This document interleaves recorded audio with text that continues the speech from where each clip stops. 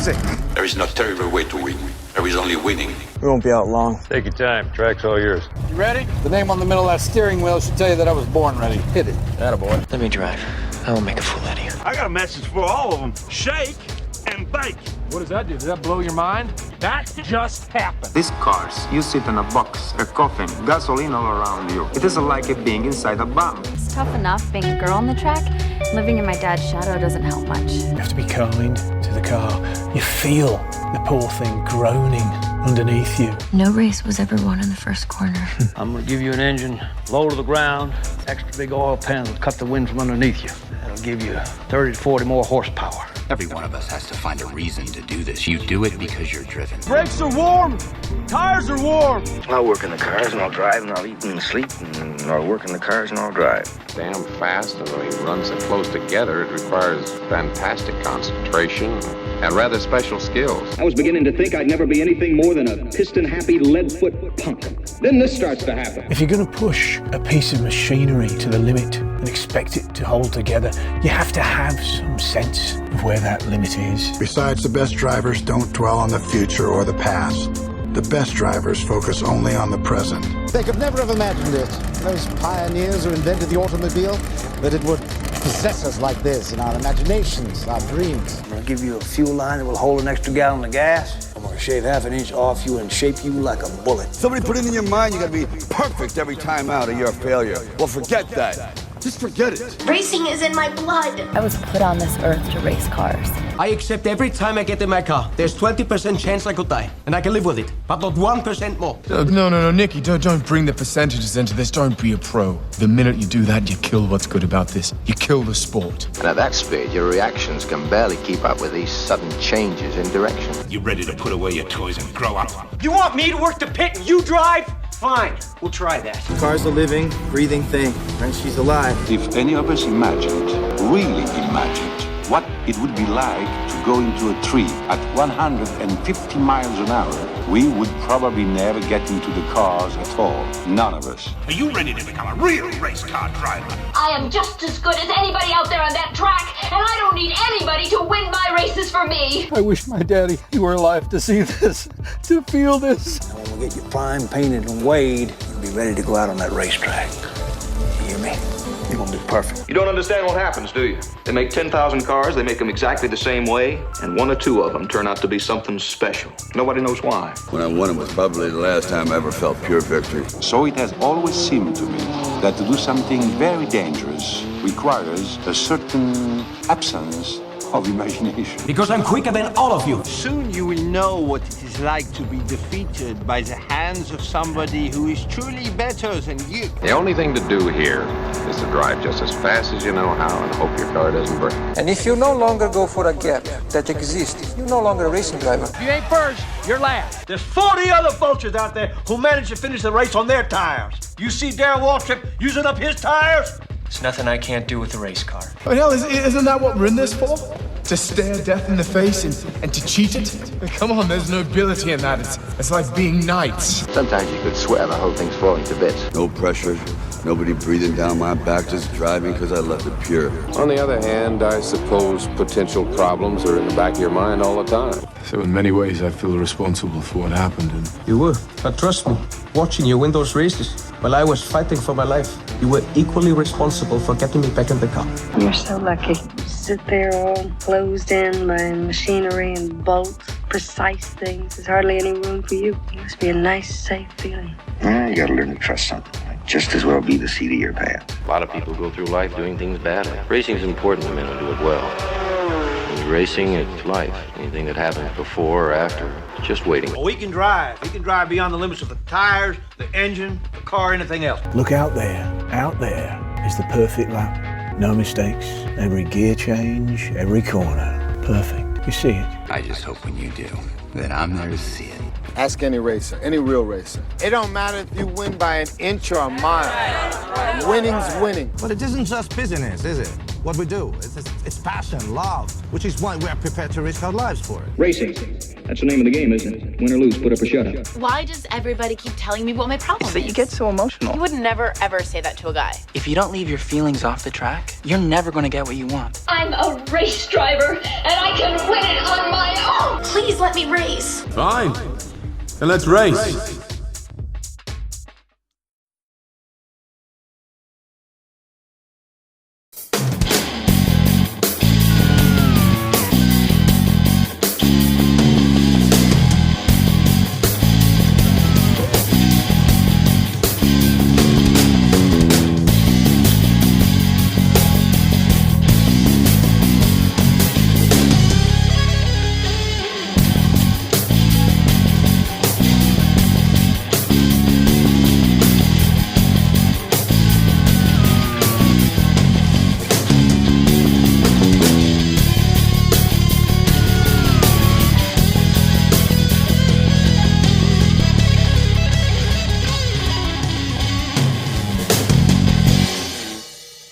Good morning, good afternoon, good evening, and once again, welcome back to the Grand Prix World Series.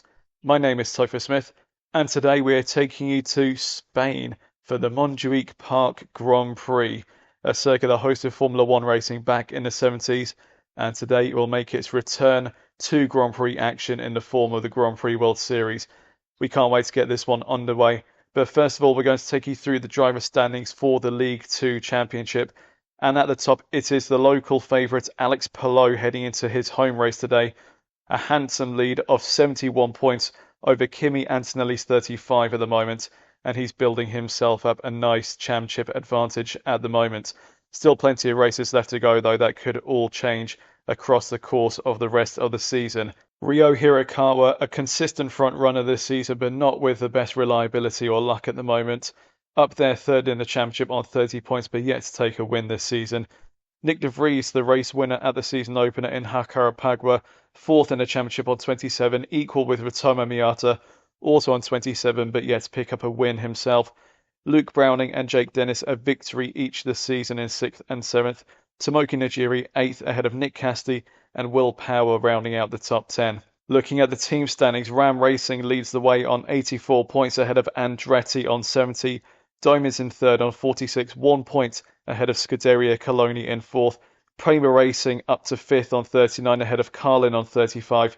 40 Corsi picked up their first win this season and is on 34 points. Zach Speed on 28, Surtees on 14, and Real in 10th on 9 points. And then the bottom portion of League 2, we have Dams, Tolman, and LaRousse. LaRousse still yet to pick up a point this season. We are hoping that they can do that today. Before we get stuck into the action for today's race and take a look at the grid, we have a few driver changes to make note of for the League 2 race today, the first of which comes at the Dams team. Danny Junkendaya replaced Colton Herter at the last race at Zolder following Herter's disqualification at Indianapolis, and Junkendaya impressed the team manager so much that he's been given the seat for the rest of the season. So Junkendaya making a case for his full-time return to the grid, and he has done just that. Despite retiring at Zolder, he did enough to impress Phil Kinch. Over at the Coloni team, Toby Sowery will replace Kush Miney for the foreseeable future. Miney not living up to the speed of his teammate Kimi Antonelli, who currently runs second in the championship, and Lewis Bassendale electing to make a change, bringing in the recent IndyCar debutant Toby Sowery as his replacement. And the final driver change for today sent shockwaves through the Grand Prix World Series paddock, as Will Power at the Prema team has been replaced. The League 2 Season 2 champion has lost his seat, and he will be replaced by the Indy Next Championship leader Louis Foster. Team manager Alex Johnston electing to make a change there to see if he can get any more pace out of that second car alongside Najiri, and Louis Foster being given the chance to prove himself in the Grand Prix World Series, but at the expense of a former champion. Well, make what you want out of that, but Alex Johnston going bold with that driver change there, and we'll see how Foster gets on his debut today. Well, qualifying has already taken place here at Montjuic Park, and it is a close one in the League 2 race. The top 6 drivers separated by less than a tenth of a second, but at the head of all of them is Callum Ilott in the Carlin, breaking the run that the Dome team has had recently, and Carlin on pole position for the first time in its Grand Prix World Series career. Perry Brown will be very happy with that one. Callum Ilott will be joined on the front row by Ritomo Miata. Matt Campbell is in third alongside his fellow Australasian Nick Casti. Tomoki Najiri in fifth, and Paswai Ward rounding out the top 6, that is within a tenth of each other. Louis Foster impressing on his debut, going 7th fastest, just over a tenth away from the pole position time. That's a great first effort by the Brit. Nick De Vries 8th, championship leader Alex Palou in 9th, and Rio Hirakawa rounds out the top 10. Luke Browning will be 11th alongside his 40 Corsi teammate Zach O'Sullivan in 12th. Kimi Antonelli 13th, ahead of Robin Frynes in the Zach speed. Jake Dennis is joined by Toby Sowry, another debutant today, while Danny Jonkendaya puts his dams into 17th. Stoffel Van Dorn 18th, ahead of Abby Pulling, and Dennis Hauger getting his Tolman off the final page of the grid results. Jamie Chadwick in 21st, ahead of Jess Hawkins, Paul Laron, Matteo Caroli, Sarah Moore and Mike Conway, all drivers within a second of the pole position time today. This is going to be a fascinating event, I'm sure. Let's head down to trackside and get this one underway, where our regular commentator Tom Cairns is ready and waiting to take you through the action. Carmelo on pole for Carlin. Can they finally rack up their first Grand Prix World Series victory here in Spain today? Rito Miata looking to get to the top step as well in the dome to get his championship charge back on track. The 5 red lights are coming on now. When they go out, we'll be racing for the first time here at Montjuic Park in Spain. Lights on and lights off. Ilott leads the way ahead of Miata, with Matt Campbell looking to make his way through. Look at the other dome of Nick Cassidy's going to the outside of Rito Miata and Callum Ilott. Will he get there first before they get to the hairpin? That is the Miramar corner, and they all seem to be getting through there, although Nick De Vries has had a moment. It looks like he's out of the race before the first braking zone of the circuit, and he's come together with someone, unfortunately, that might have looked like the Prema of Tomoki Najiri, it could be, or is it someone else? We'll have a look to see. We're right on board with Alex Palou, who at the bottom end of the tunnel. Oh, he ran into the Andretti. Although, to be fair, Nick De Vries did cut across on Palou before they got to the corner, so that might go down as a racing incident. Nick De Vries out of the race, and he's just been nudged off the circuit by someone else before he is craned away. That's how narrow the streets are here in Montjuic Park, which is just outside the city of Barcelona. Rito Miata is taking the lead from Callum Ilott, and it's Nick Cassidy in 3rd place, Matt Campbell 4th, Pato Ward is in 5th for Dams, it's Tom McIntyre 6th, Louis Foster on his Grand Prix World Series debut is in 7th place, and it's Kimi Antonelli 8th, Luke Browning 9th, and Alex Palou after the tangle is in 10th position. Didn't quite pick up on the notification on the right hand side of from what Race Control have concluded there. Either way, Miata is in the clear of Ilott, but will it remain that way by the end of lap 61?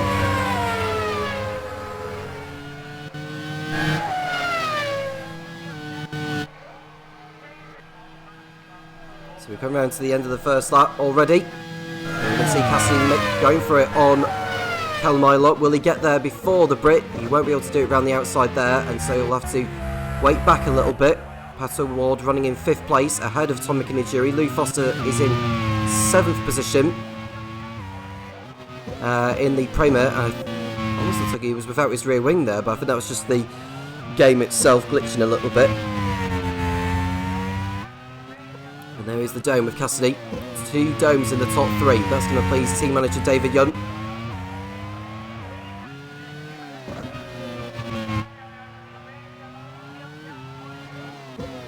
Campbell in 4th place, Alex Palou behind his teammate in 10th position, just behind the 40 of Luke Browning. See the field coming around to complete their 2nd lap.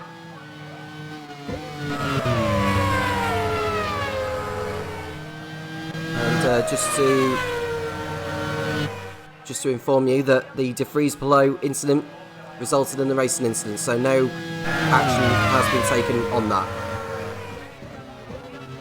So Cassidy still not able to find a way through on Ilott, but we're looking at Tomoki Najiri, who's behind Pato Ward in the battle for position. 2 Premas in the top 7, that is going to please team manager Alex Johnston as well. Right on board with Nick Cassidy, we're looking at the Zach speed of Stoffel Van Dorn. nearly running into the rear of Jake Dennis, who's the only Andretti left in the race now. Andretti going for their 3rd win out of 5 since their Grand Prix World Series debut.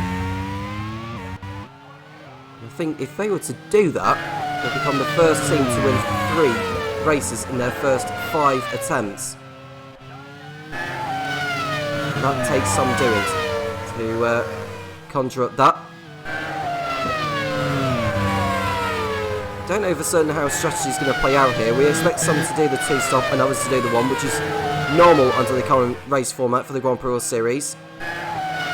So Miata setting a new fast stop of the race. Championship point up for grabs for the driver that sets the fast lap, no matter where they finish in the race.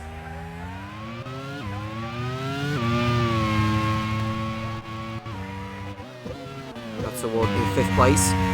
His teammate for this race is Daniel Candela, who stood in for Colton Herta when Herta received a ban for running into Cassidy at the start at Indianapolis. Daniel Candela has been given the nod to race again for Phil Kinch's team. You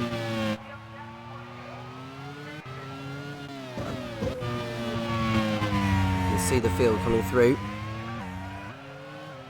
What looks like the Guardia Urbana, through Pergola and Pueblo Español, and then San Jordi.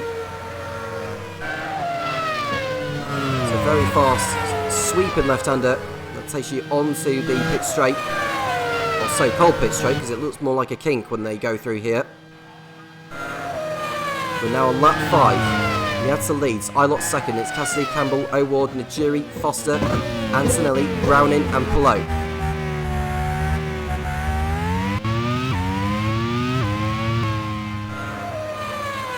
And you can see Jamie Chadwick going for a move. This is on the LaRousse of Matteo Caroli, and that's an overtake done there by the Real. Fantastic overtake there from Jamie Chadwick to put himself up.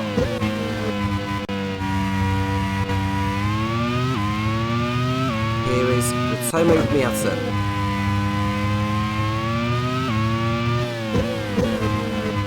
Fifth in the championship, 8th in Hikara Pipework, 5th in Buenos Aires. He retired at Indianapolis after being on pole. 4th place in Zolder was his most recent result. Victory today would move him up to 2nd in the Drivers' Championship.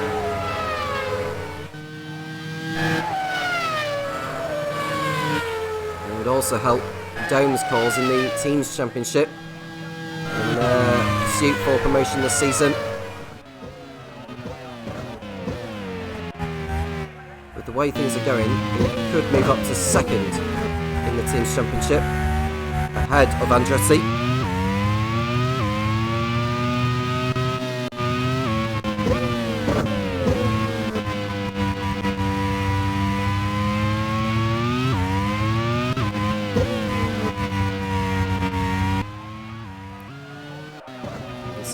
Miata pulling out a 2.1 second gap over Ilott, and it's Cassidy who is keeping him company.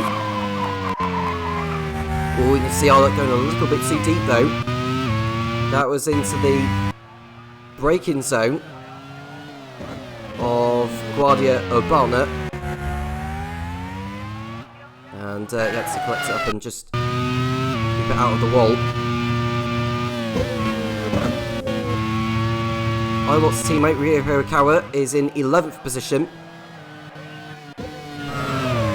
There we see Miata continuing to dominate proceedings, getting the jump on Ilott at the start.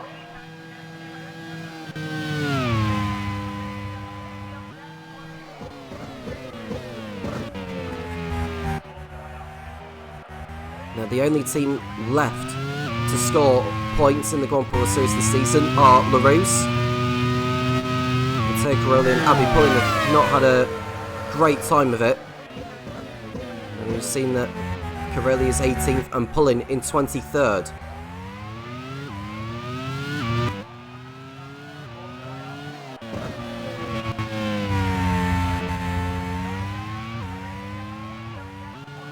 Cassidy. Still behind Ilott. It's a difficult track to overtake. I think once the pit stops play out, we may be able to see a bit more than what we've seen so far. I think the only overtake we've seen on track is Jamie Chadwick on Matteo Caroli. And we are already on lap 7.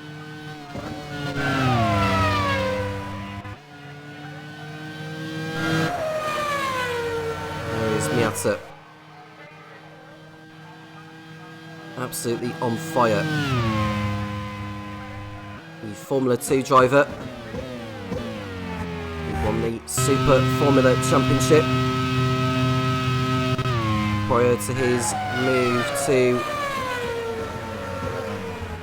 Europe to race for Rodin Motorsport. I would say he's racing for Carlin. It's actually Rodin Motorsport, the name of the team, after the founders Trevor Carlin, or the founder Trevor Carlin had left.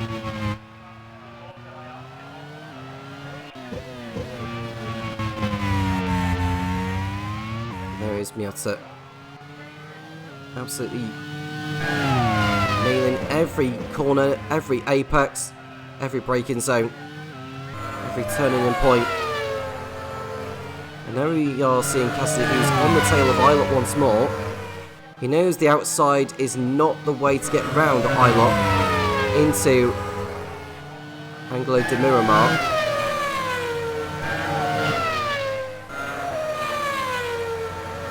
Easy close enough to have a go here. Well, I will tell you one driver who's in the pits already, and that's Matt Campbell in the ramp. At the end of lap 8, he's in for a stop, and that can't be planned.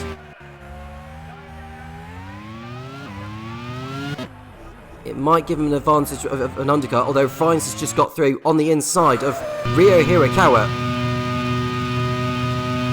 We'll look to see the overtake here. He went for it. Oh, it was a very late move, although he actually nudged Hirakawa out of the way to get the overtake completed, and that's enough to go up into 10th position. But I'd imagine he'll be hit with a time penalty for basically nudging him out of the way to make the move, and it's a 10-second time penalty for Robin Friends. 10 seconds will be added to his time at the end of the race.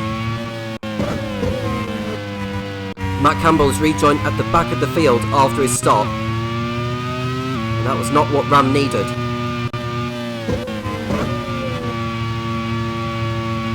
Andretti not looking like they're going to be scoring today, but Dome looking as though they're going to get a good haul of points, and they're going to be a lot closer to Ram, as will Miata in his quest to chase down Alex Palou in the Drivers' Championship in League 2. This is the 10th lap now. Miata's lead over Ilott is 3.8 seconds, and it's Cassidy third. O'Ward in the Dams in fourth, going very, very well. And now we see Luke Brown in, thinking about it with the debutant Louis Foster.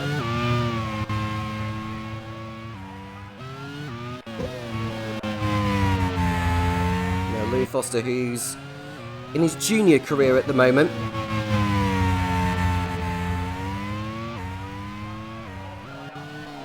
He's not raced, well, I say in his junior career, he's actually still in his junior career. He's racing Indy NXT for Andretti Autosport. I've seen him racing the junior categories in the past, including the Euro Formula Open, the Formula Regional Oceania Championship. He's, at the time of recording, second place in the Indy NXT series in America. There's a distinct possibility he may end up with an IndyCar drive in the near future, depending on what his plans really are.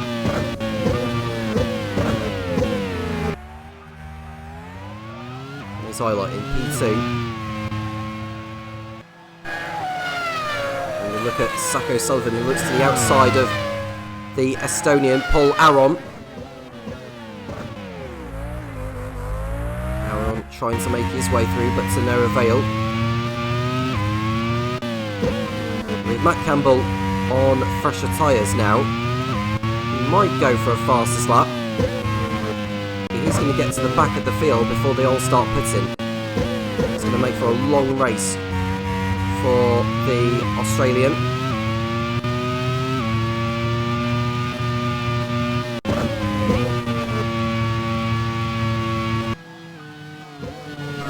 There's Miata in the dome.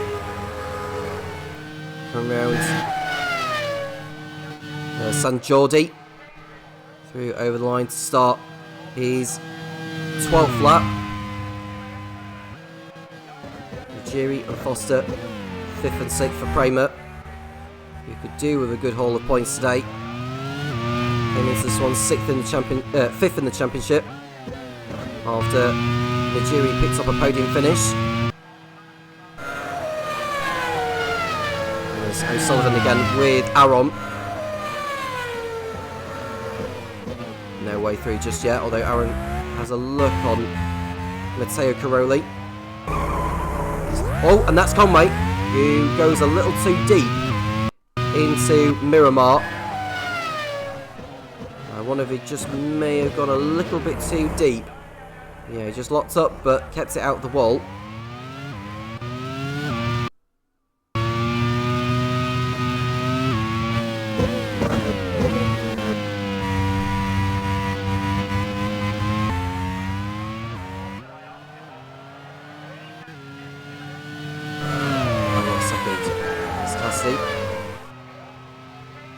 Thinking about the pit stops of this race. We don't know for certain when Miata is going to come in. So Miata from Japan, racing in Formula 2. He hasn't won a race yet, but there have been signs where he's put in some relatively decent performances to put himself up there in the points. Paul Aron, he's 3rd in the Formula 2 Championship.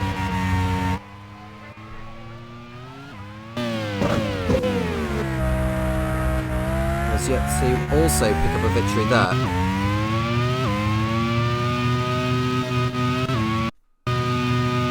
And we've just seen a move actually.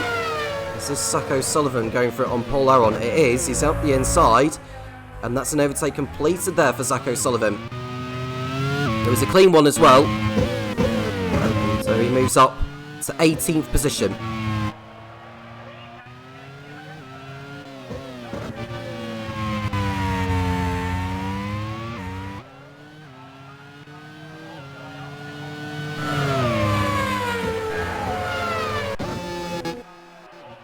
And there is Jess Hawkins, who was suffering some form of gearbox issue there, but seems to be alright for the time being. Daniel Kadea in 15th, chasing her down. Nearly a quarter of the way through this race already. Miata is on lap 14, going very, very well.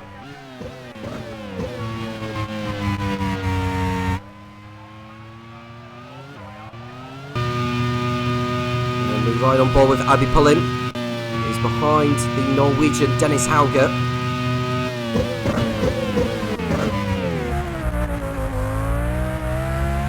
He decides to sit back for the time being. And Matt Campbell has caught up to the debutant Toby Sowery, who I think made his IndyCar debut recently in Toronto.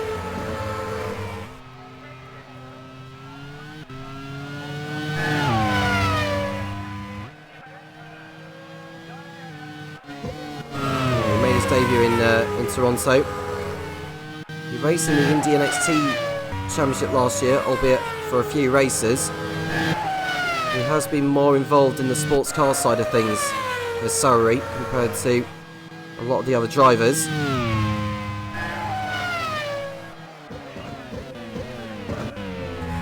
When we're going to start seeing pit stops from the front runners. That's it. Although Campbell is looking for it on Sowery there towards the end of the lap through. San Jordi. There's no way through there for him. There's Ilott, 5 seconds clear, or 5 seconds behind Miata. I think Ilott just wants to get a good result out of it, although Conway just brushes the wall as he heads towards the... Where did he hit the wall there? It almost looked like he brushed the wall at Rosaleda, I think it was. And then he was able to continue from there. And now he's going through Vias.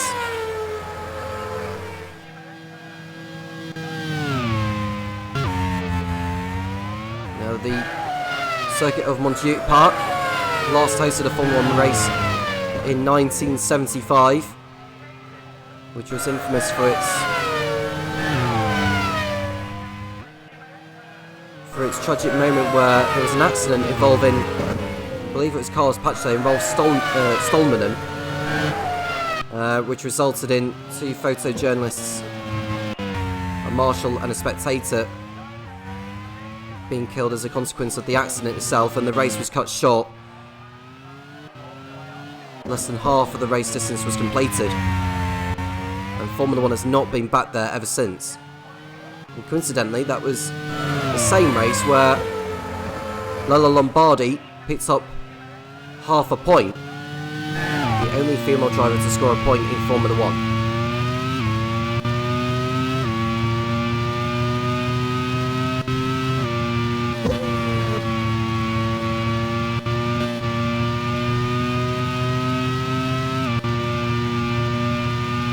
Leads the way. It's Ilott, who is slowly falling back into the clutches of Cassidy.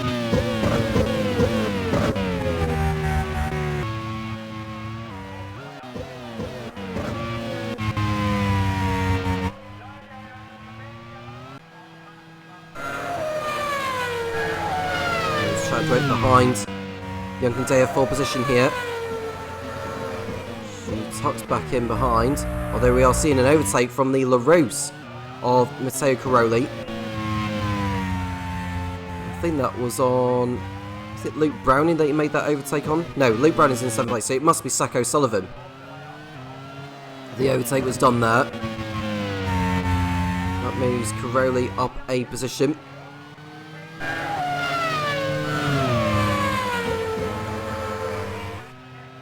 Can't be too far away from pit stops now. Probably... expect them to be in within the next few laps.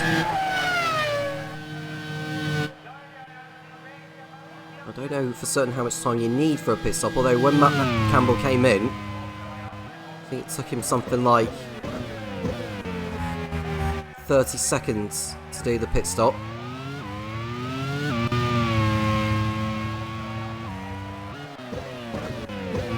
Because of the nature of the circuit, back markers could play their part in this. And we don't often say that nowadays in the Grand Prix World Series.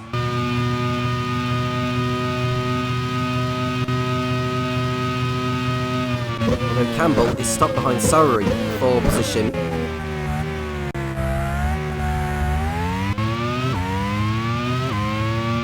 And this is going to be vitally important, his track position. This is what could decide the race today, and in League One later.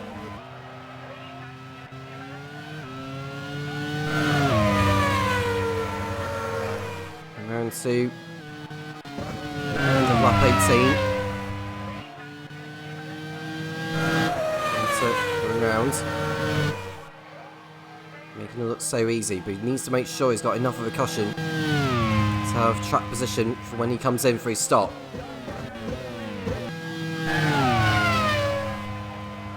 And Cassidy's in the pits now at the end of lap 18. Now it's vitally important he gets out in traffic, gets out in clear air, I should say. We've got Luke Browning, Kimi Antonelli and Robin Fiennes also in the pits.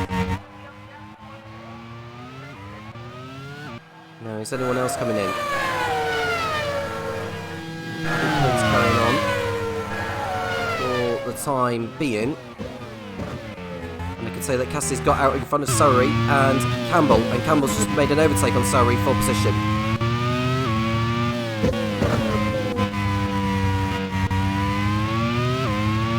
Now this is important for Ilott. Will he respond to Cassidy?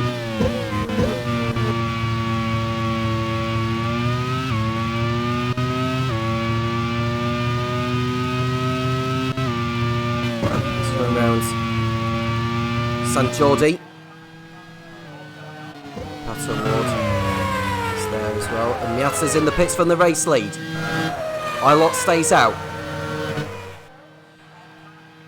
Ward will go up into second place. We've got one of the Primers coming in as well. That's Tomic Ijiri heading into pit road. Alex Palou likewise. And Ryo Hirakawa. And you can see Cassidy stuck behind Mike Conway. You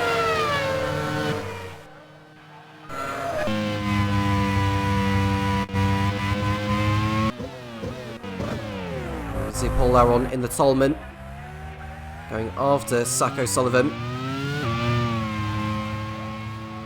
Now O'Sullivan, who won the shortened sprint race in Formula 2 at the weekend at Spa.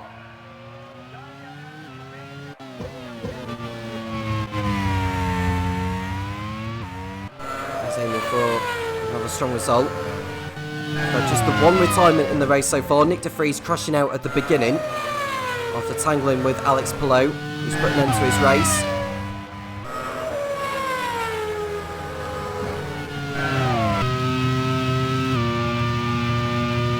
Right on board with Pato Ward. And we see Miata, who rejoined in 7th place after his stop.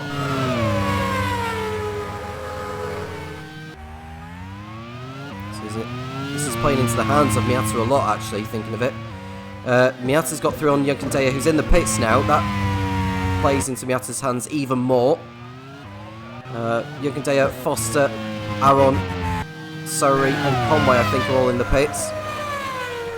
No, Surrey stays out. The timing tower is just changing all the time by the second. And Matt Campbell's through on Cassidy for position, for your information. That's an important overtake. And Luke Browning's race is going to come to an end as he's pulling out with a mechanical failure on lap 21. He will not be repeating what he had done at Indianapolis a couple of rounds ago. The car is on fire, but he's out of everyone's way. Luke Browning is out of the lead to Montjuic Grand Prix.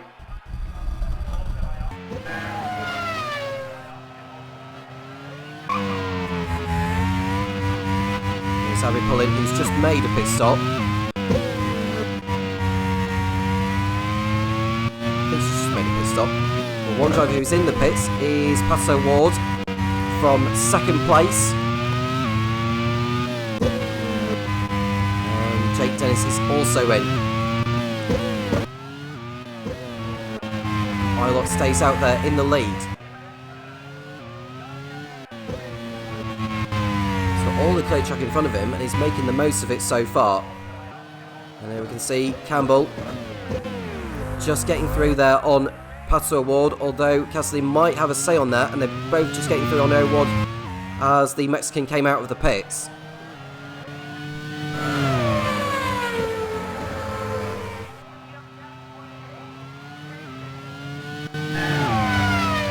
Highest out of all those that have pitted, Miata is in 3rd place. Ahead of him is Stoff Van Dorn, who's yet to stop. And Ilott pits from the race lead. Has he stayed out too long though? You can see Van Dorn. Does he decide to come in at the end of this lap? Does come in. That allows Miata to go back into the lead again.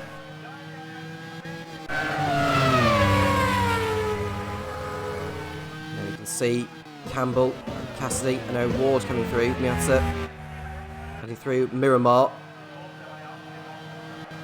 And O'Ward is behind Cassidy there. He does not go through on this occasion. Who's right behind the Dams. And Ilott was able to maintain his position in front of Cassidy. That's important for the Brit. O'Ward just locking up a little bit there, ahead of Najiri, but gets away with it. Anthony's in front of Foster, and Pelot is in 8th position.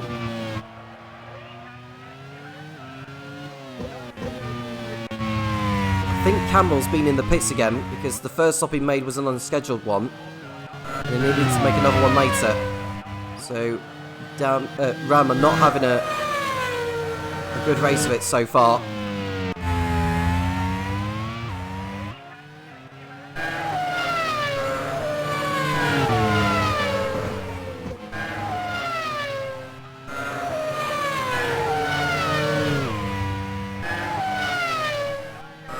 Lap 24.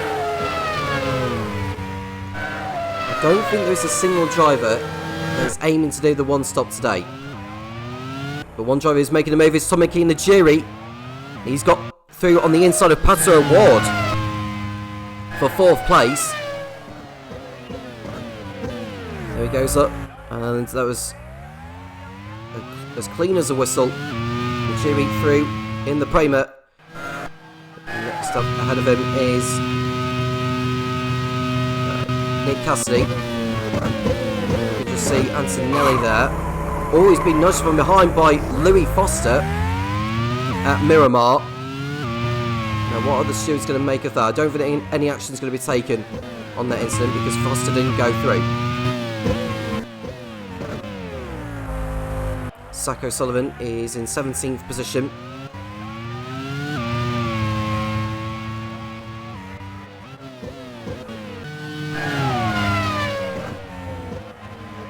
There's Miata.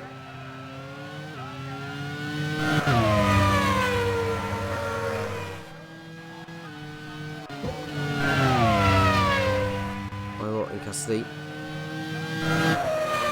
And that's behind. Najiri and O'Ward as well.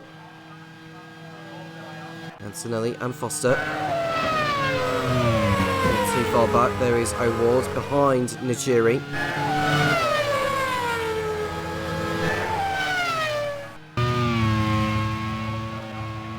That's it, in the race lead. Looking very, very... Oh no! That's the engine gone on Ritomo Miata's car! After dominating up front, Miata's race is going to come to an end. Great news for Carlin.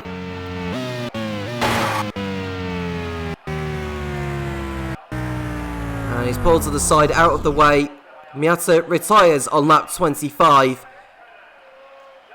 Disaster for the Dome team and for team manager David Young. And it's Callum Ilott who leads now, ahead of Nick Cassidy. And it's the Primo Tomoki Najiri goes up into 3rd place.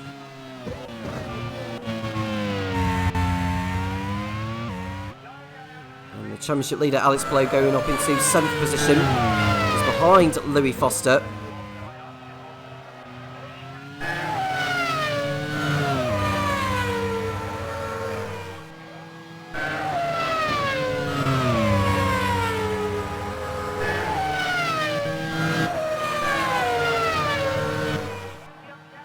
Game on for the victory, although Ilott's gap to Cassidy is 9 seconds. So he just needs to keep the car out of trouble from here on in, and that'll be his 2nd Grand Prix World Series victory coming in the way of him. He won for LaRousse in Taupo in Season 2. And now we are seeing an overtake here from, or looks like an overtake for a moment there, although he might be able to get it done here, Luke Browning. And he wasn't able to do it on the LaRousse this time around. That was very close. It was Zach O'Sullivan, sorry, not Luke Browning. Luke Browning's already out of the race.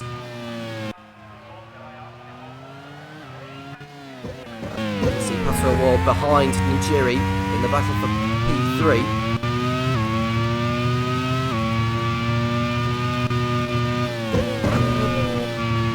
And coming into the race,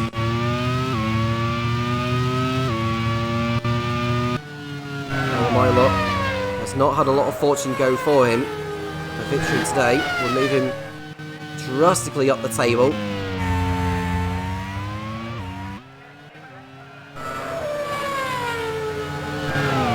potentially be in the top 5 by the end of this race.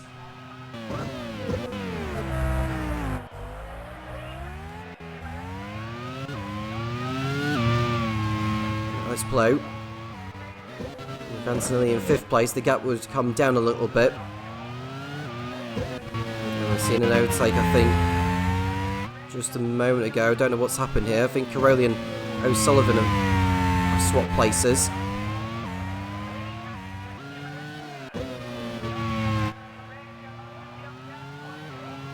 Or were swapping places for the moment.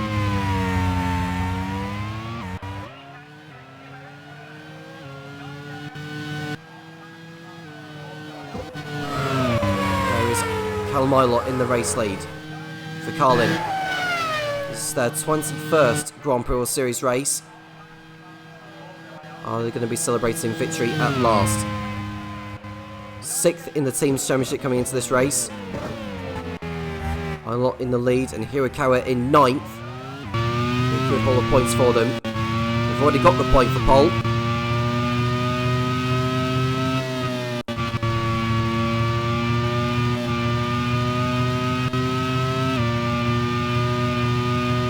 Watching Sacco Sullivan, who's behind Matteo Caroli. To the outside he goes. Has he got it done this time? He has, you know. Wonderful overtake from Sacco Sullivan on Matteo Caroli into Miramar. And that is enough for the 40 to go through and up to 14th place. You can see Matt Campbell is in 21st behind Mike Conway.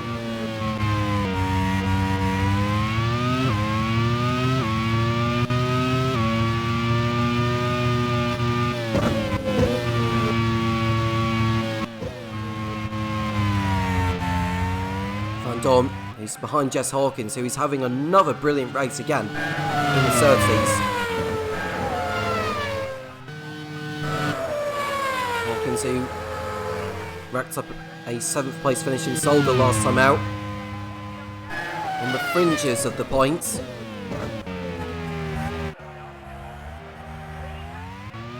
There's Nick Cassidy in 2nd place, carrying all hopes for Dome now, with Miata out.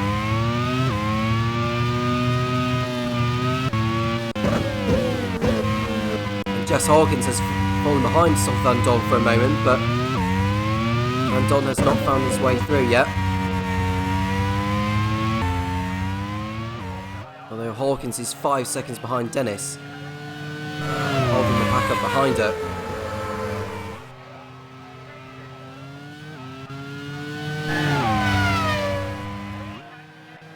No such problems for Callum Ilott so far. Doing everything he needs to do. Will the car's reliability stay intact?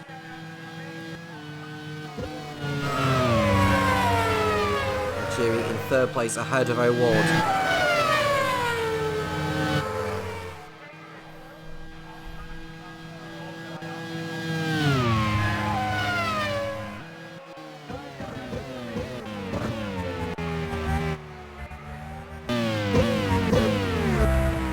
Foster, running in P6 behind Kimi Antonelli. These two nose to tail.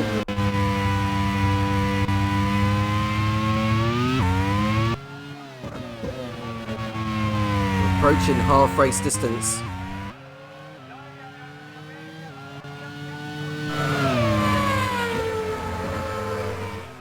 Ilott looking good for his 2nd Grand Prix World Series win, his first for over 2 seasons.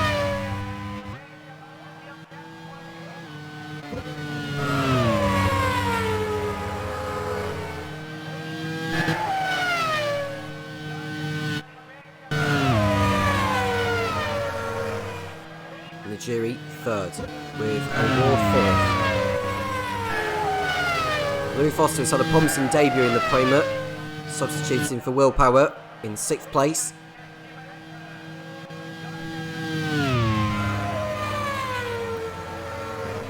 As far as the calendar is concerned, we go to Dijon-Bourgogne after this one. It's off to Mugello in Italy, Nürburgring in Germany, which will also be the venue for the mid-season test. If we've been to Germany, we head to Istanbul in Turkey, Pärnu in Estonia, and the stop in Sweden, which is the last European race of the season. It's off to Asia, to China in Zhuhai, or Topless, Japan. There has been a circuit change in South Korea, in Sipun. That'll be where the Grand Prix World Series will contest. Sepang in Malaysia is the venue for the penultimate round, and the 16th and final championship race is going to be in Surfers Paradise in Australia. There's the Macau Grand Prix as well, a non-championship race involving the top 13 scoring teams across the Grand Prix World Series this season.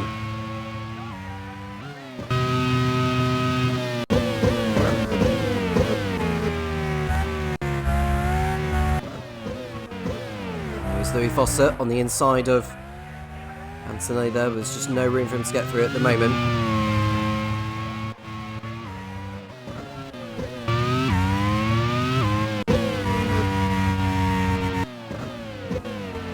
Caroli is under attack from his LaRousse teammate Abby Pullin.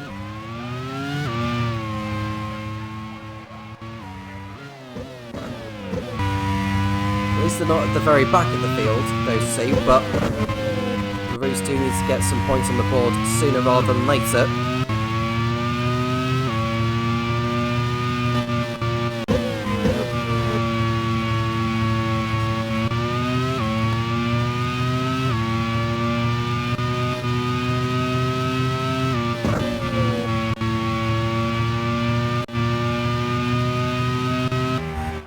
Ilot's lead is 11 seconds now over Cassidy. Well, the race it's turning out to be for Carlin so far.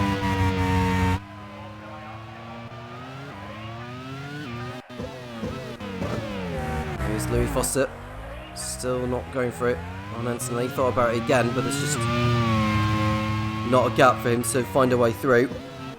We'll have to wait for the second round of pit stops to think about going for it.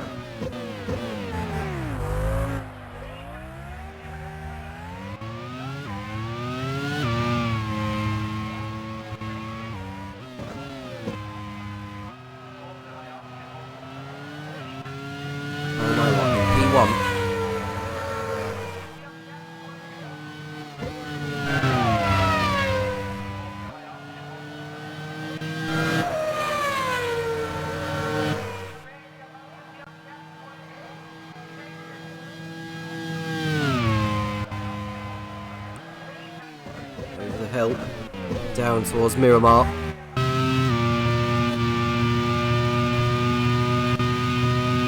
Jury, third place. He's got O'Ward still chasing after him.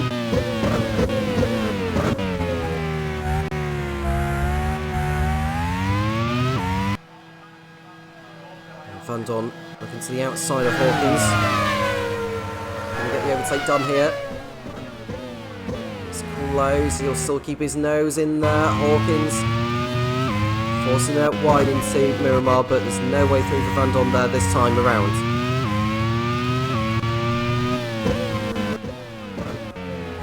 Conway ahead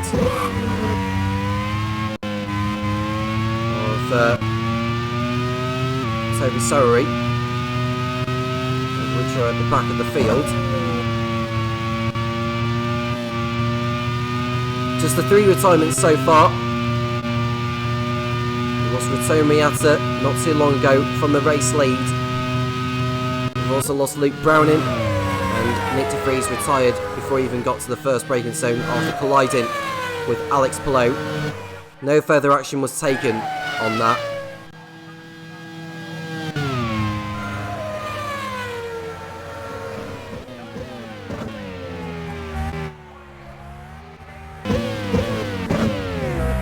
There is Louis Foster, still behind Antonelli.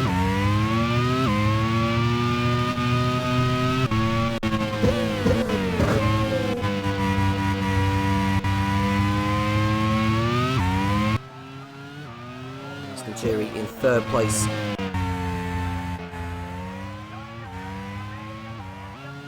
It's not too far behind Cassidy's. 3.5 seconds back.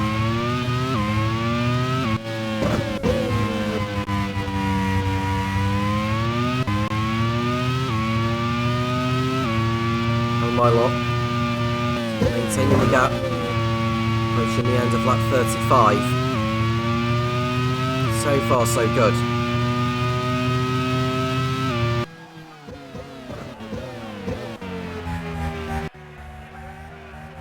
He doesn't even need to worry about back marks right now, does Ilot?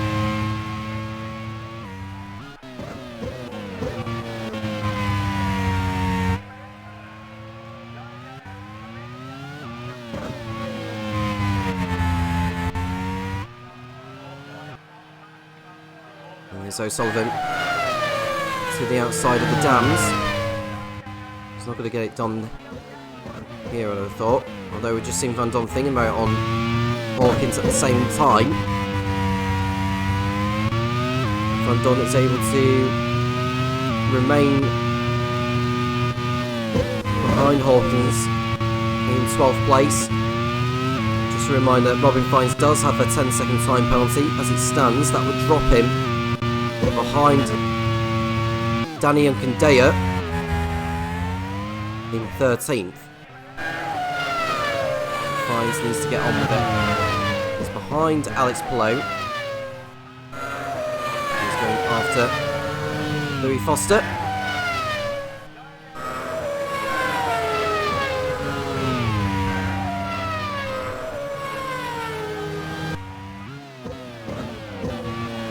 Here's Ilot.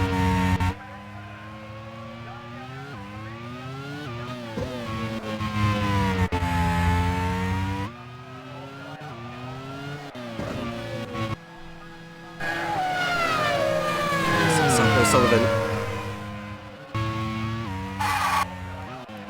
Just seeing Fines brushing the wall there. Get a replay to find out what had happened to him.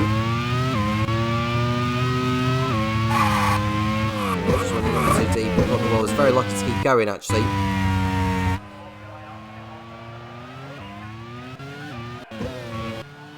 Hirakawa behind in 9th, looking very strong. Campbell back in 20th position. He's through on Conway. Still got a lot of ground to make up.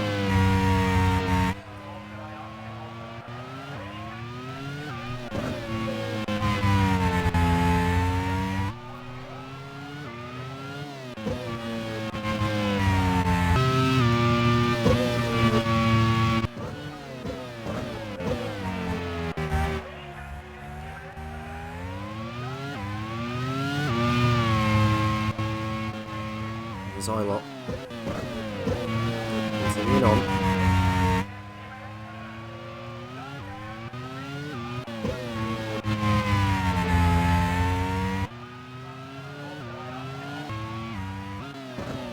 Jerry in 3rd place for Kramer. Looking good for good haul of points today. Regards the Teams Championship. Low running in 7th place. Ram will move on to 90. And Treadsy have got 1 car in the points, but will move up to 9th once Fines' penalty has been applied. Dennis will move up to... Sorry, Andres will move a further couple of points up. Dome will collect 18 championship points. Plus 1 for the Miata's fastest lap right now. So that'll be 19 points for them. Move on to 65. Coloni with Antonelli in 5th. Get 10 points. They'll move on to 55 and Kramer, who are going to benefit a lot. Jury in 3rd place, which is 15, and Lou Foster picking up 8 points for 6th. So moving from 39 to 62. And Carlin, who are looking good for victory today, are going to pick up 25 for the win and 4 for when Hirakawa gets in front of Fines because of Fines' penalty. Move them on to 64. the battle for promotion is very much hotting up. I think the top 6 teams are going to really pull away from the rest with the way things are going.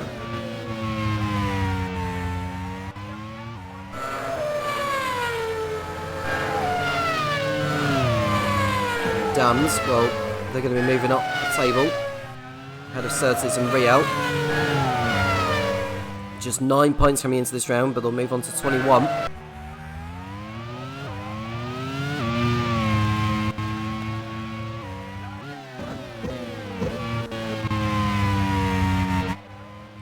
There is Ilott, still going on lap 40.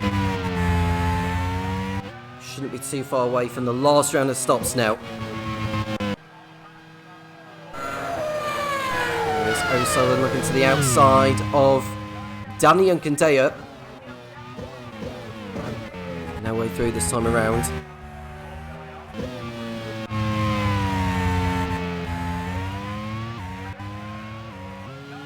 It's interesting, we've only had 3 retirements so far. I thought we'd have quite a few more than that. Drivers have behaved themselves rather well today so far. There's Campbell. Pushing it still behind Dennis Hauger. It's been a day to forget for Campbell again.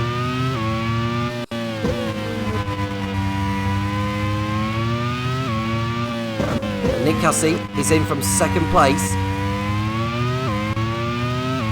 And his hope is that he rejoins in clear air. Probably get out, maybe in front of Matteo Caroli if he's lucky. Foster and Frines are also in.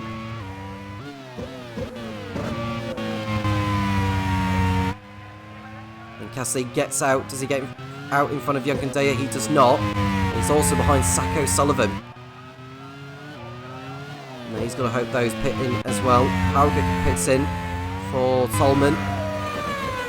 Oh, that was very nearly. That was very nearly a collision there, involving the Prema and the Riel. And that was Mike Conway. He nearly got together with Louis Foster. And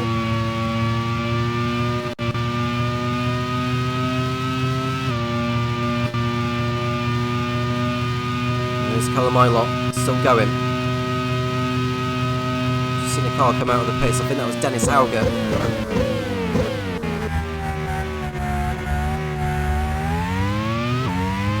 This is Ilott's time now to think of when he is going to pit in. Najiri pits in from 2nd place, as does Kimi Antonelli. Alex Pillow remains out there.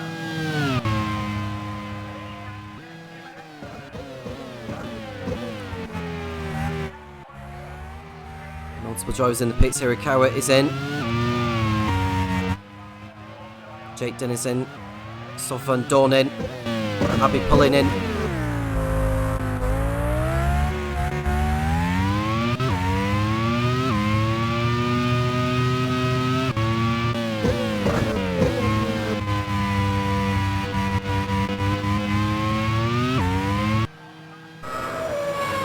To Ilott, will he decide to pit in at the end of this lap? He does not, he remains out there.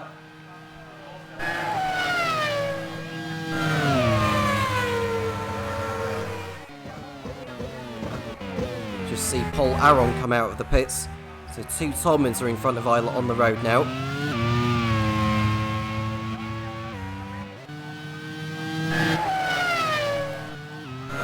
Pits in from P2. While Nick Cassey is having trouble stuck behind Sacco Sullivan.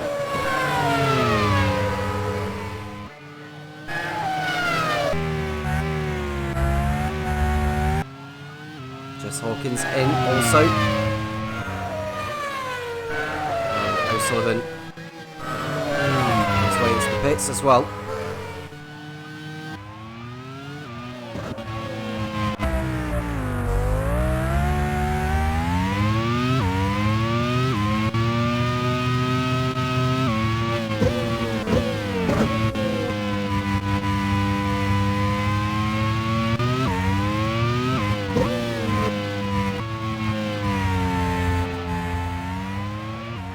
Daya in P3.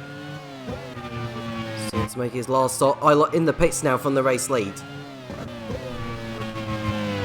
And below, will he decide to head in?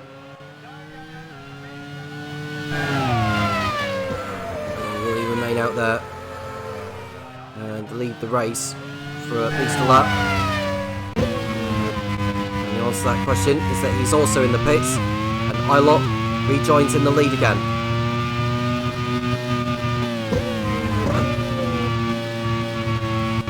It's all falling into place for Carlin now. 18 laps away from celebrating their first Grand Prix World Series victory in their 21st attempt. Najiri in third place behind Cassidy. And we look at Jake Dennis, who's had a race to forget so far, but he's looking to make a move there on the Sack Speed and the Rio. Will it end safely? On this occasion it does, and Dennis is into 11th place ahead of Frines. So Hirakawa and Dennis make their way through. And Alex Blow rejoining 8th.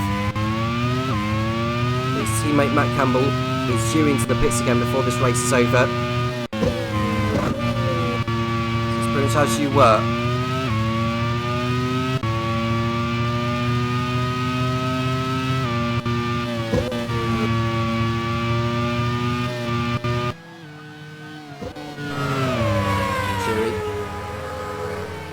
Kramer looking good for 2 podiums in a row, the way things are going. Behind Najiri is Pato Ward. Matt Campbell coming into the pits now.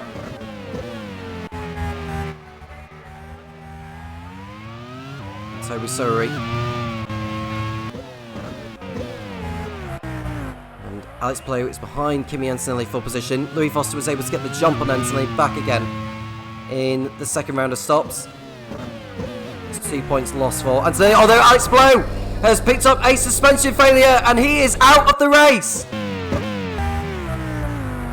The front left suspension has given way and the championship leader's first retirement of the season has come here at Montjuic Park.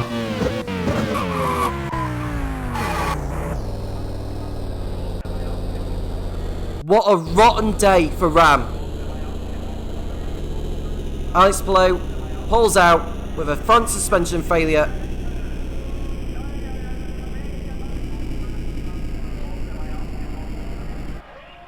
Awful, awful luck.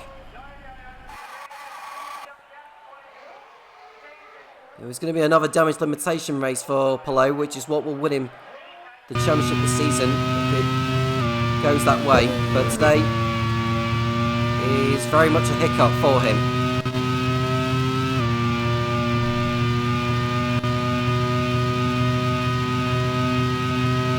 Promotes Rio Hirakawa to P7, Dennis 8th, Frines 9th, but he has that 10-second time penalty, which will drop him to 13th.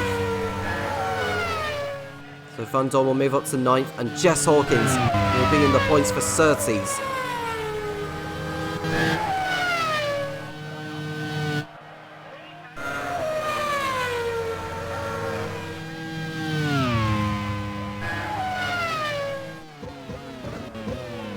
Lead over Cassidy is 16 seconds. There's no way that Ilott's going to throw this one away now, surely.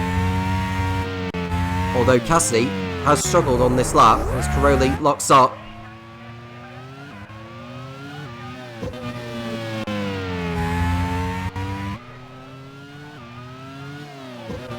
Najiri very close to getting past Cassidy, and I think he's getting through on Cassidy now. I think Cassidy has picked up an issue in the dome.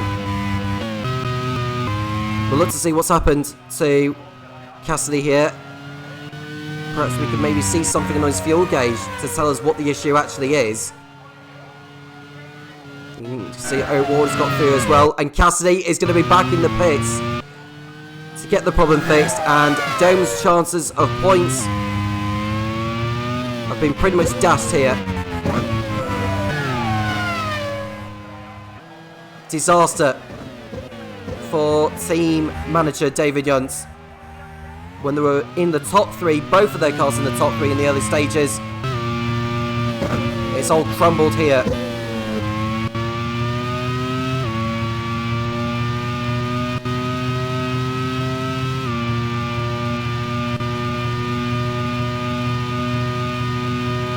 See that Jamie Chadwick has just gone through, and Cassie rejoins in 17th place.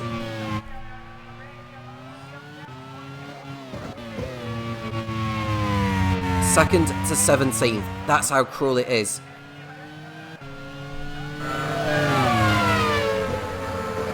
Louis Foster is now up into 4th place as a result of Cassie's problem. It was an electrical problem for Cassie when he came into the pits.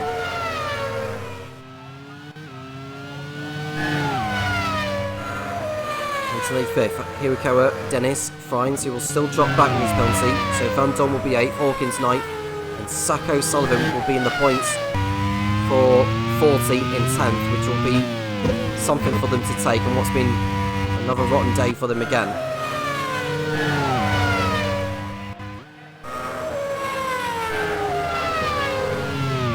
You can see Dennis Alger in front of Matt Campbell. O'Sullivan thinking about going for it on Jess Hawkins.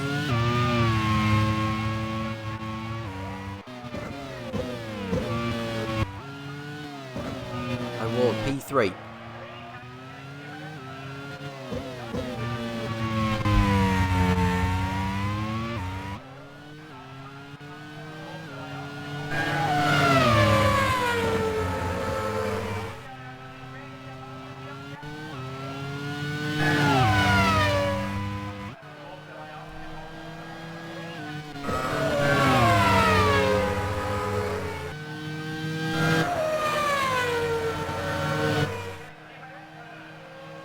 Approaching the end of lap 48, they've completed their 48th lap now, have Ilott, Najiri and O'Ward. And bar any mechanical gremlins for any of the fields, this is pretty much how the race is going to end up. Unless anyone decides to make an absolute lunge for it. But for Callum Ilott and for Carlin, it's going to be a day to remember. Seeing Nick Cassidy going for it on both the Real and the Tolman there, and it looks like he's got through on both of them. What an overtake from Nick Cassidy to get through on both of them. You can see how raging he is now, even though he had to do that extra stop. And he's through on the Real and the Tolman to go up into 15th place.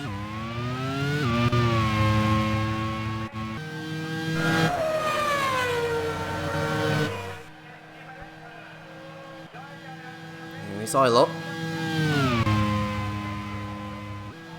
He won. 22 seconds clear over Tomiki Najiri.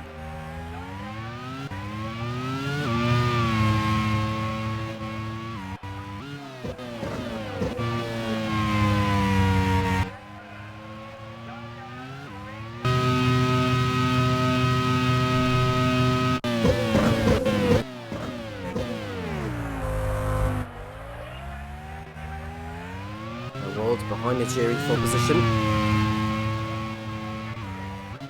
Louis Foster will have a debut to remember as well. And Prema are going to be walking away here with a good haul of points. They'll move in front of Dome. They'll move in front of Cololi, and they'll be within touching distance of Andretti.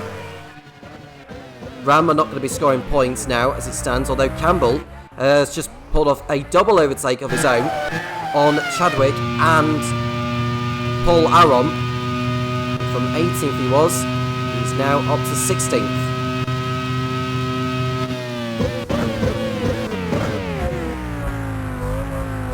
Very nicely done from Matt Campbell.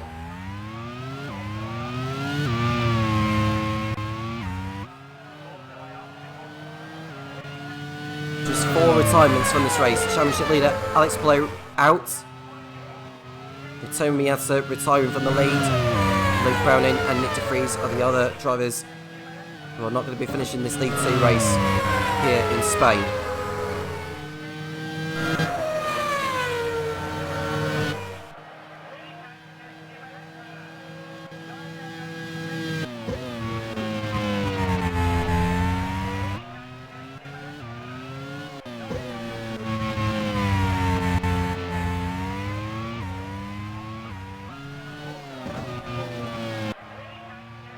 11 laps remaining. Ilott still leading the way. Very, very good. The top 3 teams in League 2 will go up to League 1 next season.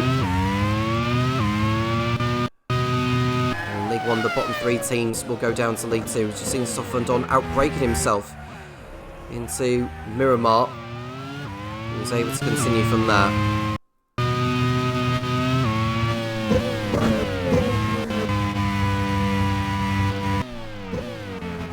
See Paul Laron and Jamie Chadwick still going at it.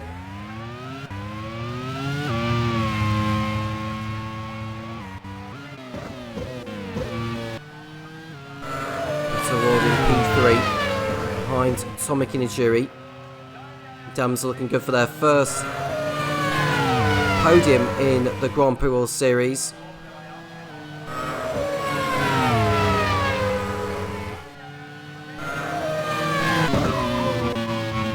Look at Paul Laron, still being chased by Chadwick.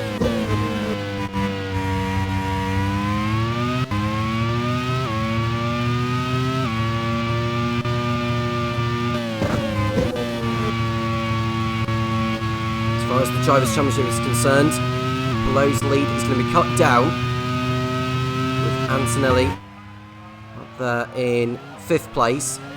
The gap will come down to 26 points as Cassie looks to go for it on Matteo Caroli. It's too little too late as far as points are concerned, but his fighting spirit is clearly still there. We're on the ball with Toby Sorry. He's got Dennis Hauger in front of him. We've got Mike Conway and Sarah Moore next behind.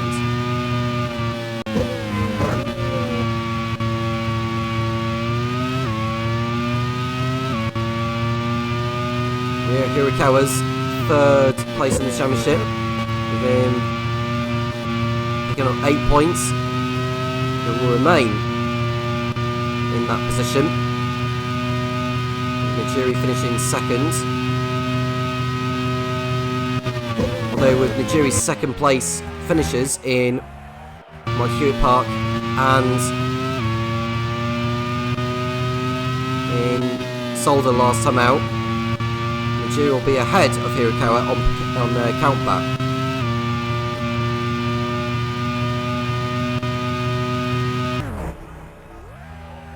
Sullivan in P11. Still on course for a championship point once Fines' penalty has been applied.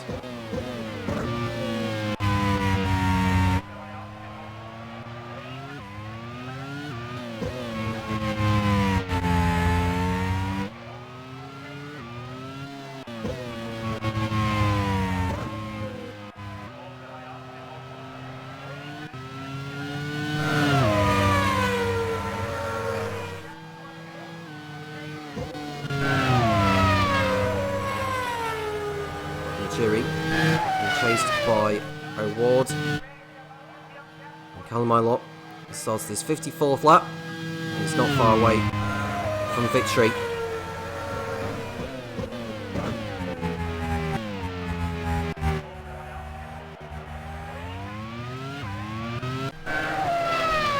Look at Cassidy. Behind Caroli still can't find a way through just yet.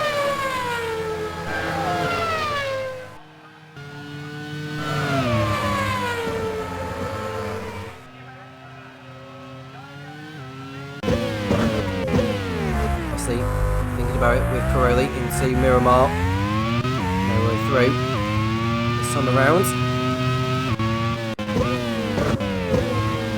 Jake Dennis's 7th place is some salvation for Andretti after a difficult race.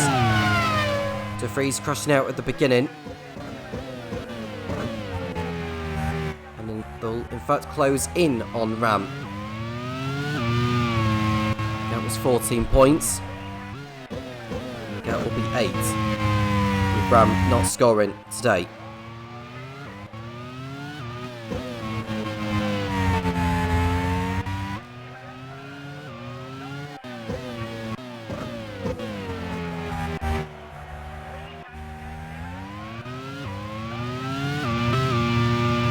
Let's see Cassidy.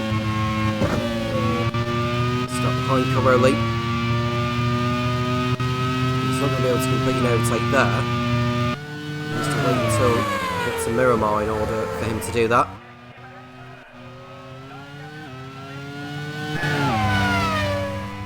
Here's Calamilot. Doesn't need to worry about that because actually it's unlikely he's going to catch up to any before this race is over. It tells you about the competitiveness of the field in the Grand Prix World Series in Season 4.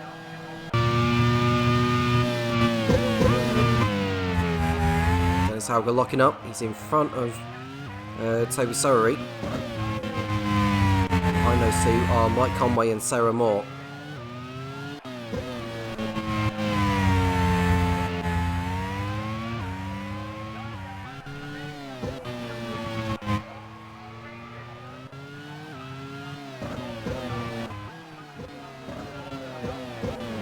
Award. He's content to finishing in third place now.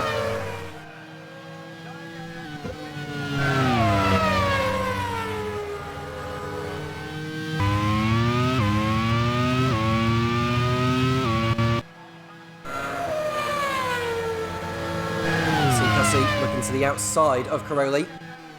Up the hill they go. Still there, but he still cannot find a way through.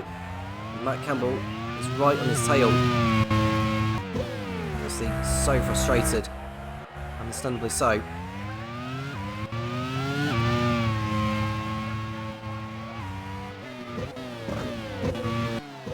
Five laps away from the finish with Ilott. Close to the end now. Surely there can't be any more mechanical gremlins from here on in for them. They came close at Indianapolis. They came close in Solder.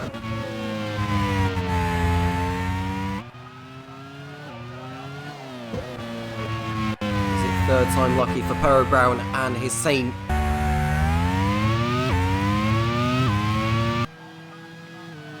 There's Cassie. He's thinking about it with the LaRousse.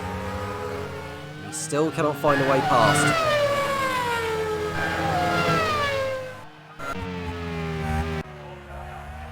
In P10. Should go up to 9th. Which will be a good couple of points for Jake Stenson's team, who are continuing to rise.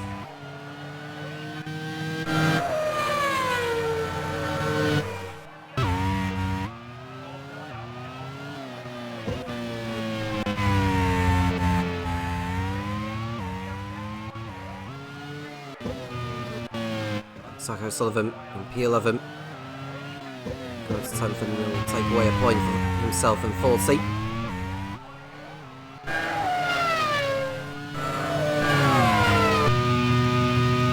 We see Najiri in second place.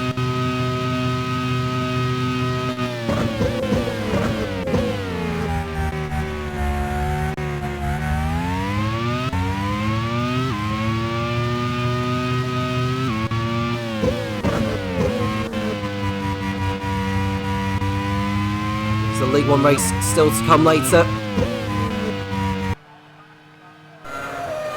There's Nick Cassie. Still not able to find a way through. Can he maybe change lines and go on the inside? And Miramar doesn't do so.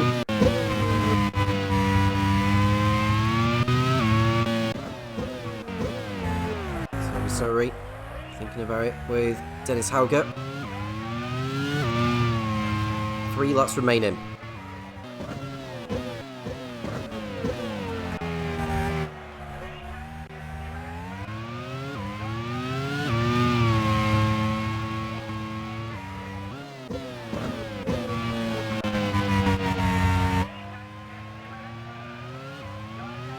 So Calamilot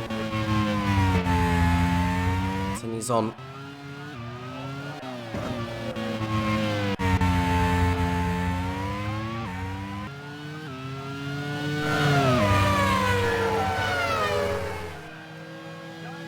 Still not able to find a way past Caroli.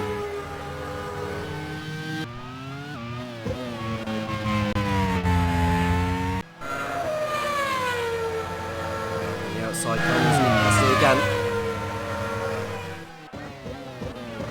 He's still there, he's still there, but he still can't find a way through on the LaRousse.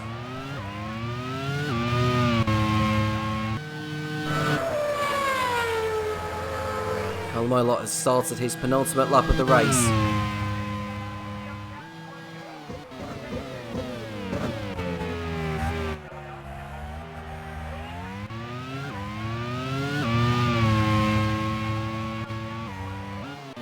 What a drive it's been from the young Brit. Formula 2 runner-up in 2020. He's been racing stateside since then.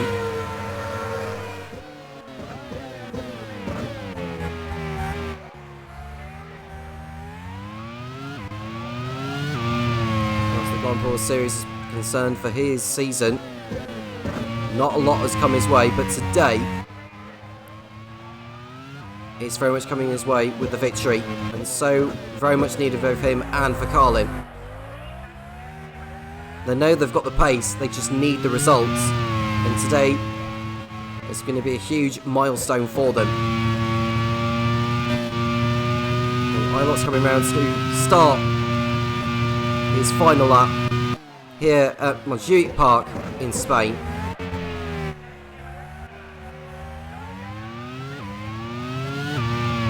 Sarah Moore, who will once again finish a race, albeit in 22nd and last place. And got long to go now. Ilot is very nearly there.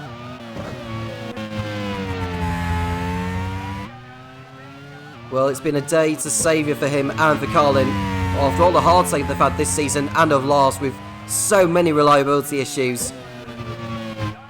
It was a matter of when that hoodoo was about to end, and today on the streets of Barcelona at Montjuic Park, Callum Ilott and Carlin will be celebrating long into the evening here for their first Grand Prix World Series win in their 21st outing. It'll be Callum Ilott's second victory of his career, to go with the one he achieved with LaRousse at Taupo in Season 2. Callum Ilott rounds the last section of the course to win the lead to Montjuic Park Grand Prix.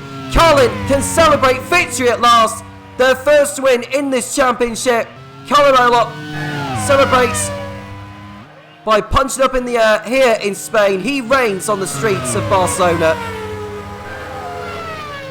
Tom Cairns for the second race running is going to bring home a second place finish for him and for Prema. Pato Award delivers Dams's first podium in the Grand Prix World Series, and with Louis Foster on debut, fourth place for him, ahead of Kimi Antonelli. Rio Hirakawa rounds off a brilliant day for Carlin in sixth place.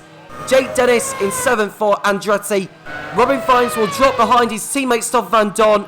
Van Dorn will be eighth, Hawkins ninth, and Psycho Sullivan picks up the last point in 10th. Danny Nkandea will be 11th, ahead of Abby. Pullin will be behind Frines, actually, so Frines will be in 12th. Pullin 13th, Crowley ahead of Cassidy, Campbell, Chadwick, and we've got the last of the finishes with Conway in 21st and Sarah Moore 22nd. But there's your race winner. It is Callum Ilott at Montjuic Park in Barcelona in Spain. Tommy Kinejiri's second, ahead of Pato Award, then it's Louis Foster in fourth on debut for Prema. What a day for him. Kimi Antonelli fifth, closing in the championship battle between him and Alex Pillay. Rio Hirakawa sixth, Jake Dennis 7th, Stoff Van Dorn 8th, Jess Hawkins with another strong performance for Surtees in 9th, Sacco Sullivan picking up the last point for 40 in 10th place. Daniel Nkandea 11th, Robin Fines in 12th after his penalty had been applied, Abby Pullin 13th, that's a strong effort for her, Matteo Corelli in 14th, Nick Cassidy, a day to forget for him, as is for Matt Campbell, both of them in 15th and 16th.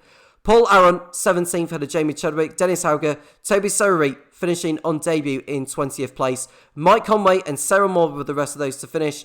Alex Palou, Ritomo Miata, Luke Browning and Nick de Vries did not finish. Just the 4 retirements over the course of those 61 laps. Kyle Muller picking up the point for pole position, and Ritomo Miata picking up a consolation of the fast lap point, but that really should have been the race victory for him had it not been for mechanical gremlins. The first race at Montjuic Park in Spain has seen Callum Ilott and Carlin come away with the race victory.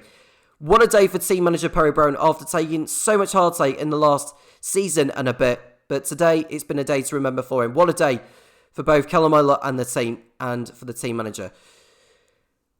It's time to run down on the League 2 Drivers' Championship and the Teams' Championship. And I'll speak to you for the League 1 race in a few minutes' time. Topher, it's over to you.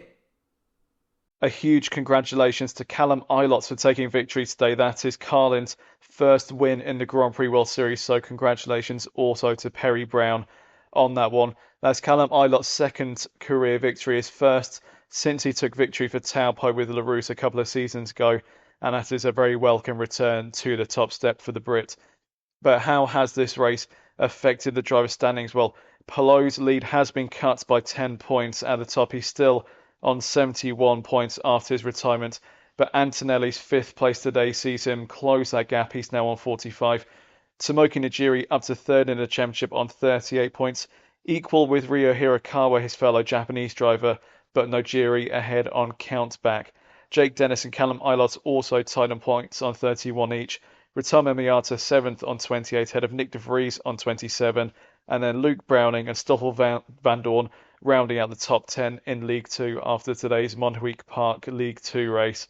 In the team standings, Ram Racing still at the top on 84 points, ahead of Andretti on 76. Carlin moves up to 3rd on 69 points. Prema also on 69, but not yet won a race this season, so they are behind Carlin on countback. 5th is Scuderia Coloni on 55, ahead of Dome on 47, 40 on 35, Saxby on 32, Downs on 24, and Surtees moving up into the top 10 with Jess Hawkins' points finished today. That puts Real down into 11th, still on 9 points, ahead of Tolman on 1, and LaRousse still on the dreaded Nunpois for the French team. I'm sure they will score points of some sort this season. It is going to be a case of sooner rather than later for Chris Hosey's team, I'm sure. And with League 2 done and dusted, we now look ahead to the League 1 race. And let's take a quick look at the drivers and team standings before we get this one underway. Because Sebastian Buemi and Mahavir Raghunathan both completely equal in the championship. They both have a victory each, a 2nd place each, and 2 retirements each. There is nothing to separate them, not even on countback.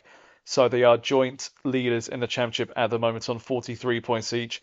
Earl Bamber not yet taken a victory of the season, but consistent scoring has put him up to 34 points in 3rd.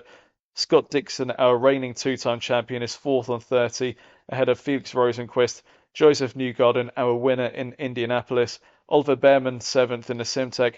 Jean-Eric Verne could have been leading the championship had his victory in Zolder stood, but instead he is down in 8th on 24 points. Scott McLaughlin on 23 in 9th, and rounding out the top 10 is Raffaele Marcello in the Force India on 15 points. In the team standings, Prost leads the way on 67 points, ahead of Leighton House on 59. BAR took their first victory for quite a long time last time out in Zolder. They are on 50 points. Arrows is on 40, ahead of Simtek on 37. Minardi on 36, HRT on 33, Force India on 29, Manor on 16, and Onyx is in 10th on 15 points. Currently in danger of relegation, Pacific on 13, Mastercard Lola on 9, and Fon Metal, the reigning League 2 champions, not having a great season in League 1 so far. They are rounding out the field on 8 points. Just a couple of driver changes to bring you for the League 2 race today, the first of which comes at the Minardi team, where Sebastian Bourdais has been dropped down to the reserve role, with Gabriele Mini stepping up to represent his home team, an Italian racing for an Italian team. Mini makes his debut today, and team manager Giacomo Pagliaro will be evaluating him to see whether he will stay for the rest of the season. Over at Force India, Antonio Fix da Costa picked up a disqualification and a race ban last time out in Zolder for taking out Jules Gounon early on in the race. He will be replaced by Jack Aitken, the reserve driver, who comes in for his return to the Grand Prix World Series, having been a former full-time driver at Ed Spencer's team. Those are all the parish notes done for today, so let's get down to the grid and take you through the order. And it is an Arrows front row. Felix Rosenquist takes his first ever Grand Prix World Series pole position ahead of his teammate Oliver Rowland. It's a good day for the Arrows team there. Sebastian Buemi 3rd in the Prost, ahead of Earl Bamber and Joseph Newgarden, both Leighton Houses, starting from the top 5 today. Roman Grosjean doing well in his Mastercard Lola, need to get some points on the board for the team today if they are to bring themselves up from the bottom of the table. Scott Dixon, the reigning champion, 7th in the Minardi, ahead of Nicholas Latifi, Scott McLaughlin and Kamui Kobayashi in the Simtek, 0.4 of a second away from pole position in 10th place. Mick Schumacher in the second Mars-Car Lola will start from 11th today, with Jack Aiken setting an equal time to the German for 12th place. Mahavira Kunathan, one of our championship leaders, will start from 13th, ahead of our debutante Gabriele Milli in the Minardi, half a second away from the pole time today. Felipe Nasr in 15th, ahead of Pietro Fittipaldi, his countryman there. Raffaele Marcello, Shane van Gisbergen in 18th, alongside Mitch Evans in 19th as Manor's best collective qualifying efforts of the season so far, while Oliver Behrman will round out the top 20 in the Simtek. 21st is Liam Lawson ahead of his teammates Jules Gounon. Brendan Harley and Alexander Sims share row 12 together, and at the back, John-Eric Verne and Marcus Ericsson, both with back-of-the-grid penalties from last time out in Zolder. They will be aiming to move as far forward up the order as possible. But as we saw from the League 2 race, overtaking around here can be tricky, so they might have to make the most of the opportunities that they are provided with. But how will they progress through the field? How will Rosenqvist do from his maiden pole position? There is only one way to find out, and that is with the voice of Tom Cairns. Tom, take it away. Here we go then for the League 1 race here at Montjuic Park. It's an all-arrows front row with Felix Rosenqvist alongside Ollie Rowland, who are looking to bounce back after a disappointing showing at Zolder last time out. The 5 red lights are coming on now. When they extinguish, we'll be going racing for one last time here in Barcelona. Lights are on. Lights off. Felix Rosenqvist and Ollie Rowland getting off the line, but look at Earl Bamber, who's coming through in the late house. Round the outside, he's through ahead of Buemi. Is he through ahead of Rowland? It looks like he is. Earl Bamber getting off to a blinder of a start as Felix Rosenqvist leads heading into the first corner of the racetrack, or the first braking zone. I think some debris has been kicked up in the background, so I think someone has run into another driver at the start there. It'll probably go down as a racing incident, but we'll want to have a look to see who was involved in that. Either way, Rosenqvist leads, Rowland second, it's Buemi, Bamber, Dixon in fifth, and Grosjean, Newgarden, Latifi, McLaughlin and Schumacher. And looking at the further back, it's Nicholas Latifi, who suffered front wing damage at the start and nearly taken out his teammate Matt Ragunathan whilst he's at it. And Latifi carries on as he's doing, but he'll need to come back into the pits for a new front wing, and his race is very much dashed before it's even started.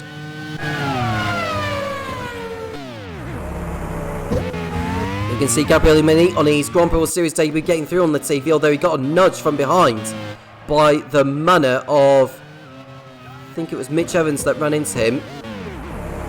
It was Mitch Evans, and he nearly took out Mini and Latifi as a result. So I don't think any action is going to be taken to that.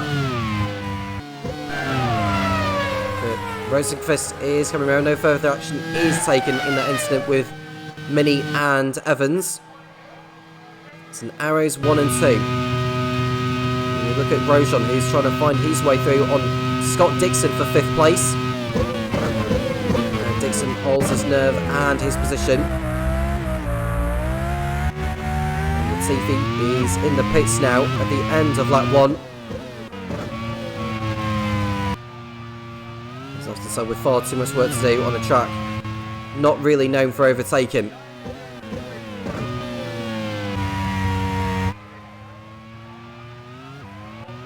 And Brendan Hartley's out of the race as well, for your information. And it looks like he's tangled with someone. I don't know who it is, but Hartley's right rear wheel has come off, and the Kiwis race is over on the second lap. And it looks like the Onyx that ran into him, but to be fair, Hartley did come across one of the Fonmatels before he pulled back over again.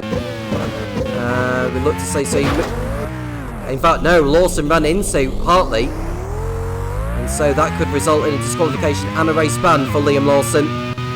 Hartley's race is over, Lawson keeps going, and I think Lawson will be hit with a punishment for that. Hartley's car is pulled over by the crane, and he's the first retirement of the League 1 Montjuic Park Grand Prix. Liam Lawson hit with a disqualification and a 1 race ban which means he'll be out of the next round at Dijon-Bourgogne in a couple of weeks' time. Sebastian Buemi in third place. His teammate Jean-Luc Verne is at the back in, I think he's in 23rd or in 24th position. He picks up the back of the grid drop after running into Felix Rosenqvist at the start of the last race in Zolder. And Verne lost the race win after winning on the road, and he dropped to 6th place. And he picks up a 30-second time penalty and a back of the grid drop for this round. And he'll do very well to even get into the points from where he is at. Good qualifying session for the Arrows team. Running 1 and 2.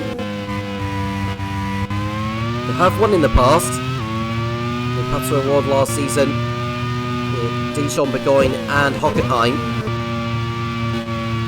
They also won in Season 2 with Nico Hulkenberg at Sepang. And they won in Season 1 with Kamui Kobayashi in Kyalami and in Estoril.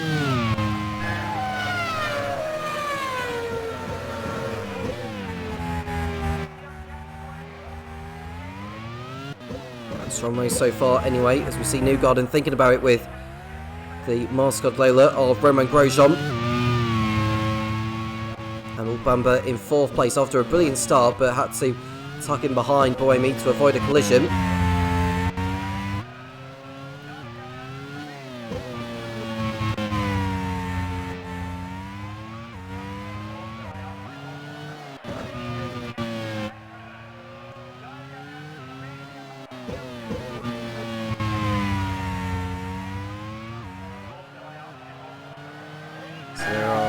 Coming through, Rosenqvist, Rowland, Buemi, Bamba and Dixon.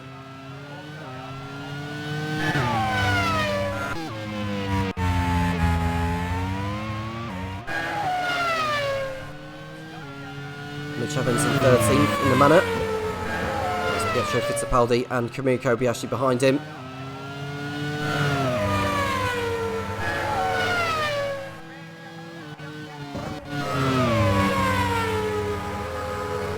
In the end of lap number 5.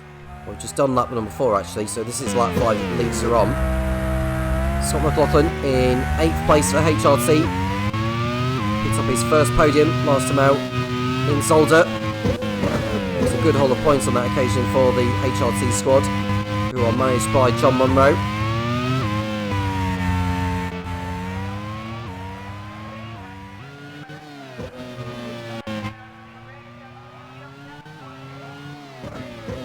The way things are going, Arrows are looking good for, well, it was going to mean maximum points, but Nicholas Latifi has just posted a new fastest up of the race in the BAR.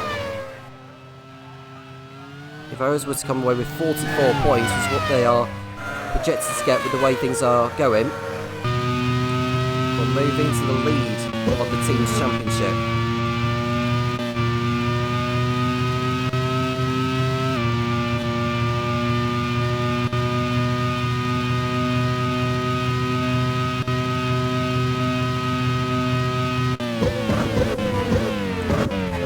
Behind them. Where he is in the championship, Buemi, providing he finishes ahead of Rigoletto, he should be in the lead of the Drivers' Championship outright. Rigoletto's in 10th place. So we see Marcello lock up into Miramar, getting away with it. He's sandwiched in between the two Von Mattels of Marcus Ericsson and Felipe Nasr.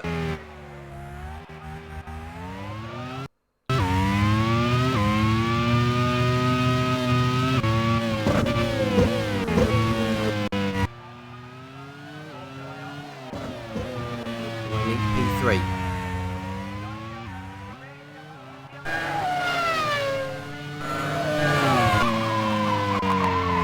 See Rigoletto in P10. Deep. run too deeper. It looks like Guardia Urbana corner. Behind McGunnifan is Jack Aiken, who is substituting for Antonio Felix da Costa for this round.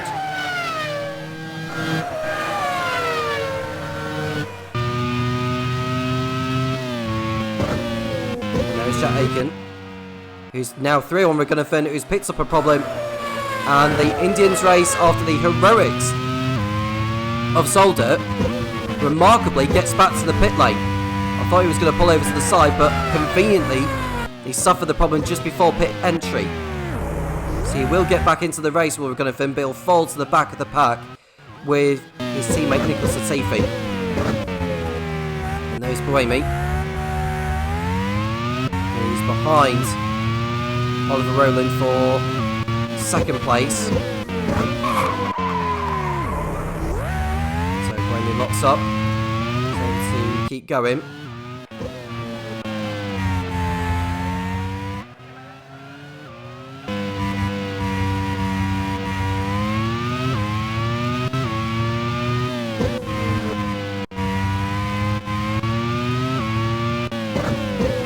Rowland. So a rocky season so far.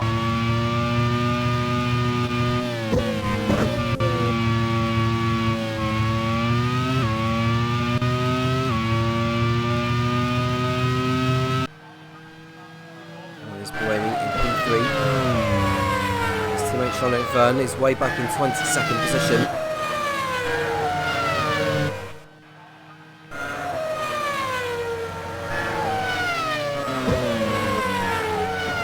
And it looks like Buemi has hit trouble in the past. And he's going to be out of the race on lap number 8 here in Montjuic Park. Disappointment for the Prost team. And Buemi will not leave here in the lead of the Drivers' Championship. And the car is continuing to creep forward. He's on a downhill section, actually. Oh, and he's collided with the Fomital as the car's being pulled away. Now he's going to cause a traffic jam here. In fact, Vern's collided with him a little bit as well. And the car is pulled over, and Nicholas Latifi's race is over as well. It looks like he's had an accident. We'll wait to see what happens with that. Did he actually collide with Sebastian Buemi? Because it looks like he has done. Now, if Buemi is the one that's caused that because he pulled over in a dangerous spot, don't think that's going to contribute to anything, unfortunately. So Buemi is out of the race, as is Latifi. Just goes from bad to worse for Prost and BAR, and Vern will be carrying all hopes for the French team as he hopes to make his way up. He's got Alexander Sims and Matt Verhoeven behind him.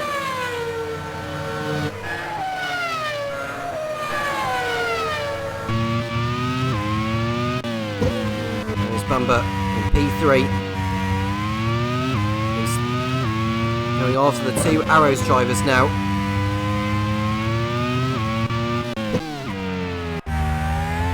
There's Kamui Kobayashi. He's got Marcus Ericsson behind. Pietro Fittipaldi in front.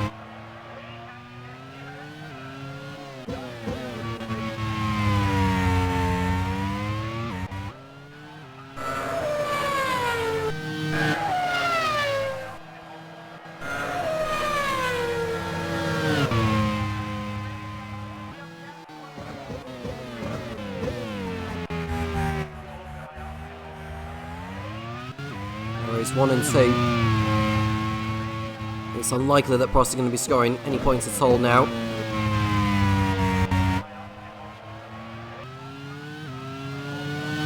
Matt is making a move on Alexander Sims. By the looks of it, all those clouds of the wall a little bit. I think Sims has picked up an issue because he's fallen so far behind Sean O'Vern from the last time we saw him. And Matthew Gunnavan tried to make a move around the outside to avoid him, and he nearly ended up in the wall himself.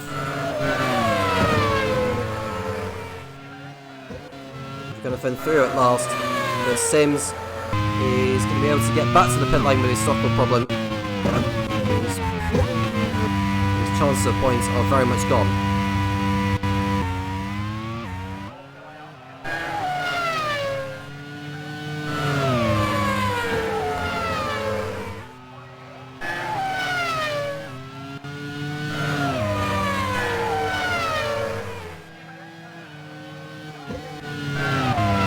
Bamba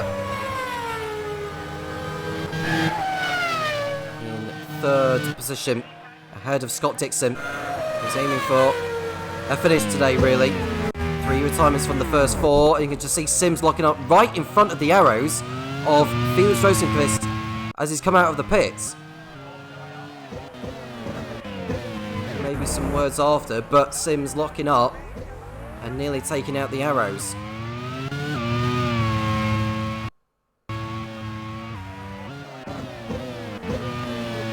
Be able to pull away on his fresher tyres, Alexander Sims, although Rosenqvist won't be too pleased. In fact, he's been held up behind him now. There's Shane van Gisbergen in the manor. He's going for it on Shul Gunon. No way through this time around. Behind van Gisbergen is Jean-Luc Verne.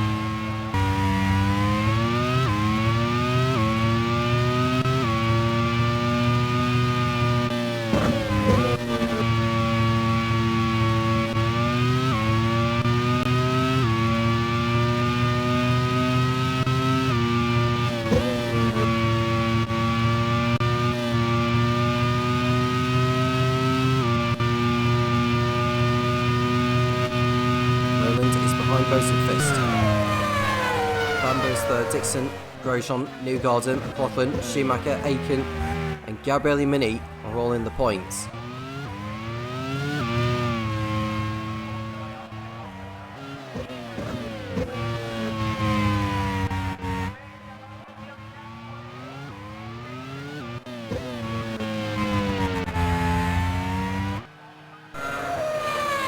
Van Gisbergen go for it again on Gunon.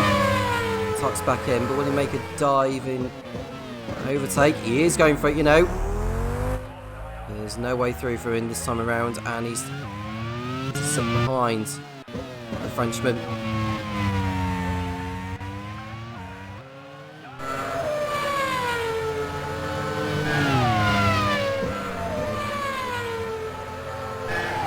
There's the Leighton House of Earl Bamber still chasing after Rosenqvist, who is yet to pick up his first Grand Prix World Series victory. Oliver Rowland likewise. This is a great chance to be continuing the run of new race winners in Season 4 in the Grand Prix World Series. Dixon is the highest out of those who have won in the past. Grosjean has won as well for Pacific and for Manor. Joseph Newgarden won at Indianapolis. Scott McLaughlin's yet to pick up a win. Mick Schumacher won twice. And Dijon, Burgoyne and Hockenheim.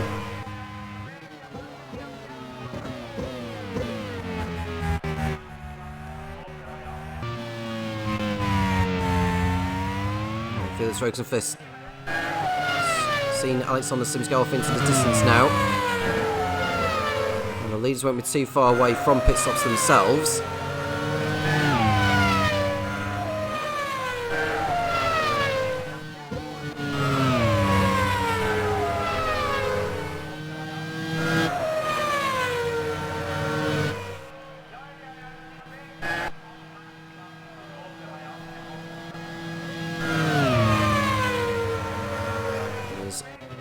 Rolling in second place, Elbamba third. Scott Dixon fourth, and it's Grosjean, Newgarden, McLaughlin, Schumacher, Aiken and Mini. Here we see a move from Mick Schumacher on Scott McLaughlin, and that's enough for the German to get through up to P7 in the Master Lola. That was an excellent overtake by Mick to get through on Scott. And so that's a position gained for Moscolola and a position lost for HRT.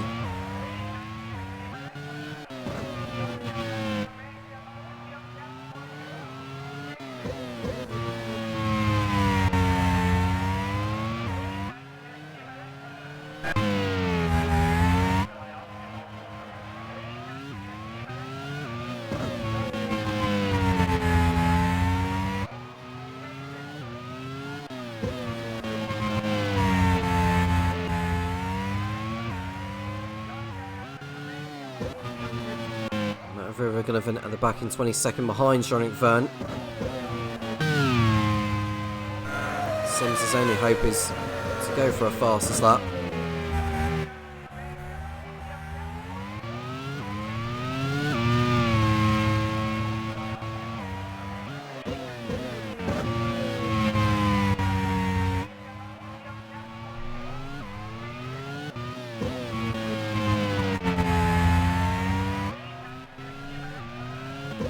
Fist leading Roland. It's Pietro Fittipaldi. Holds up for Miri Kobayashi.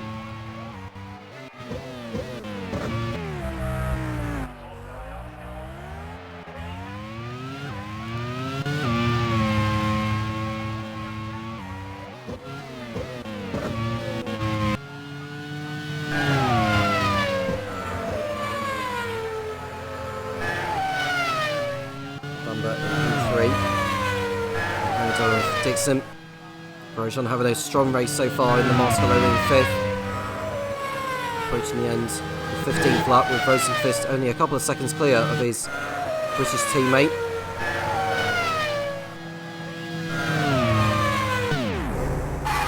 Now we see Mini pulling out and crashing out. The man who's been substituting for Sebastian Bourdais has not got up to the best of starts. I don't know what really was the cause. Yeah, something must have gone wrong with the car there. That's forced him to pull off. Gabriele Mini's race has come to an end after only 14 laps.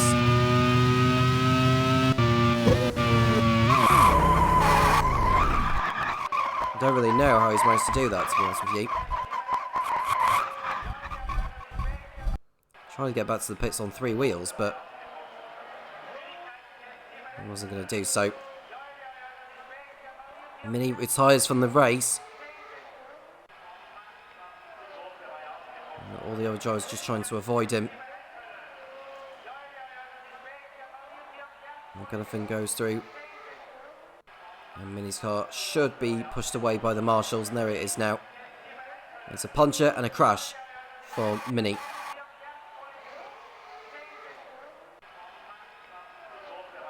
He's the next driver to retire, along with Buemi, Latifi and Hartley.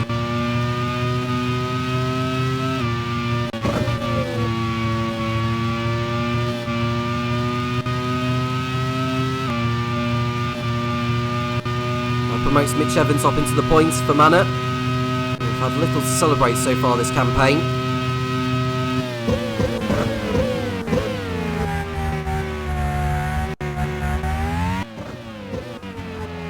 See Olbamba in P3, who's ahead of Scott Dixon. We'll just have to hope that misfortune strike the Arrows drivers up ahead. And you see Marcus Ericsson fighting it out with Rafael Marcello. Marcello round the outside, he might be able to do it here. He's still there, but Ericsson is able to fend him off.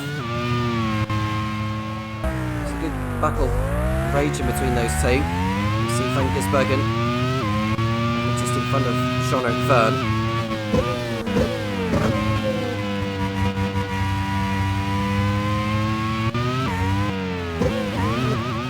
You see Jack Aiken pulling off with a problem there, and his race is over. I don't know how he's managed to do that. Did he have a problem? I wonder if he had the same problem. Oh dear. I wonder if he had the same problem as what Gabriele Mini had done on the previous lap. It was a throttle problem that caused him to crash. Aiken out of the race in his cameo appearance for Force India. Da Costa will be back in the car next time out in Dijon Bourgogne. But we hope to see Jack Aiken back in the car at some point in the near future.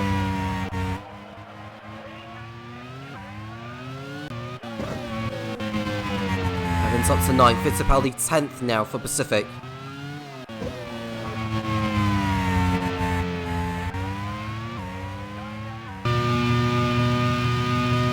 Van Gisbergen. He's thinking about it with Shulgun on.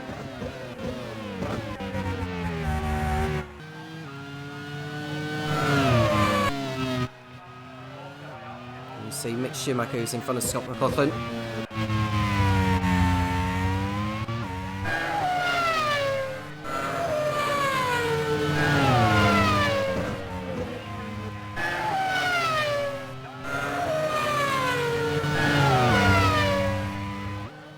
So Mick, after a difficult start to the season, just 2 points to his name so far in Marcel Lowe's return to League One. Scott Dixon comes in for his first pit stop for Minardi.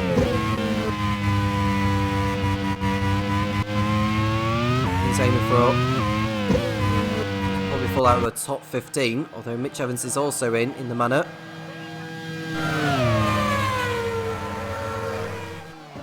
See Fittipaldi and Kobayashi fighting over what is 8th place now. Dixon has rejoined behind Marcus Ericsson. Shane van Gisbergen behind Sean Goulon for position.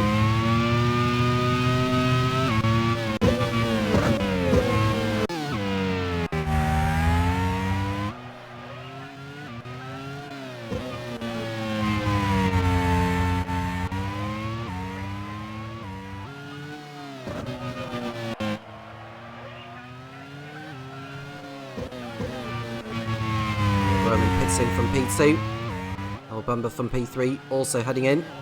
Now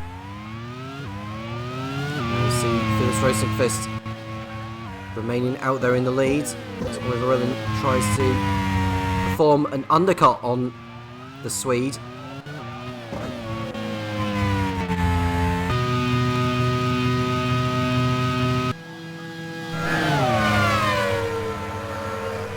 And Kamui Kobayashi goes through on Fittipaldi into Miramar, and that was a splendid overtake round the outside, and that's enough for the Japanese to go through into what is now 7th position. Rowland was able to rejoin ahead of those two, and he's got some clear track ahead. Now, if I was Felix Rosenqvist, I would consider pitting in to respond to that.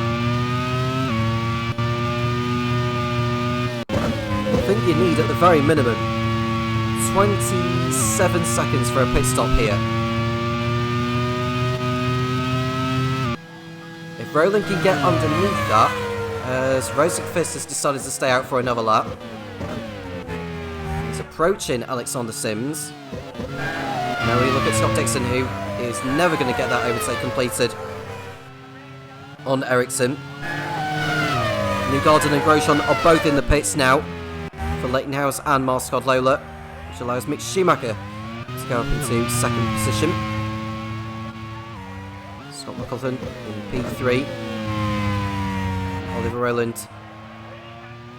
go up into P4, and he's got even more clear track ahead of him to use.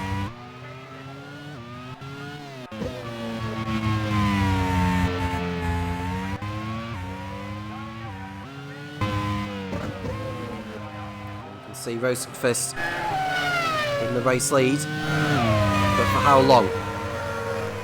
The gap between him and Rowland is 27.6 seconds.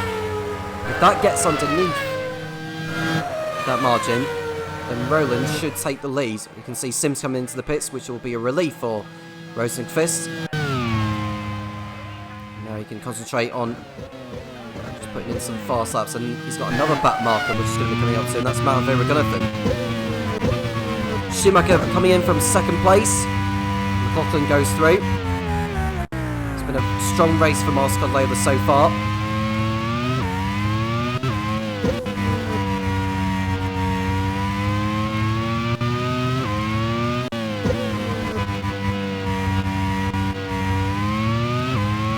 Kobayashi heading in for Simtek. And Nasser also heading in. Schumacher exits the pits behind Ollie Berman.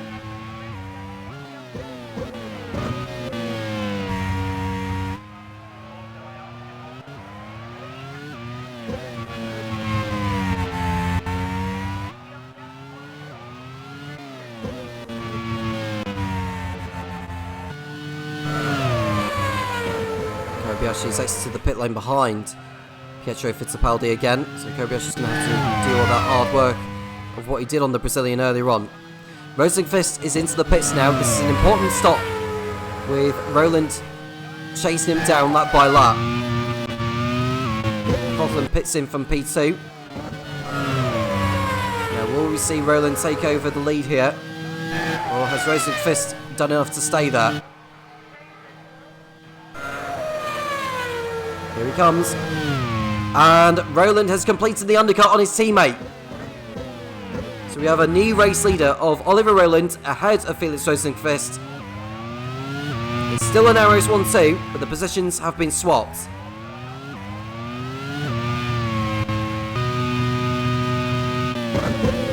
See Schumacher on the inside of McLaughlin. As McLaughlin came out of the pits and Schumacher was able to get back through on him again.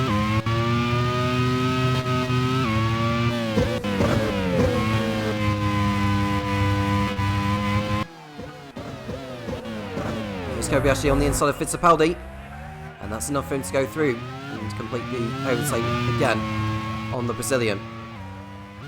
Behind Marcello was Liam Wilson, who will be excluded from the race result for his involvement in the incident with Brendan Hartley on the second lap.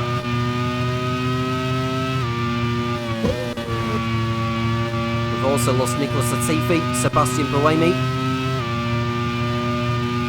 Gabriele Mini and Jack Aiken from this race. You can see Roland, who will be coming up behind Alexander Sims shortly.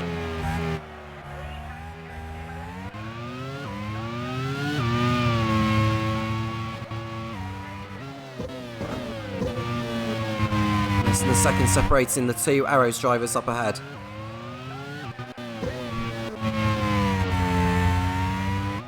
On lap 24, we've got another round of pit stops to come, so it could all change again. Well, Bamber doing all he needs to do for Leighton House. There's nothing really he can do about the Arrows pair.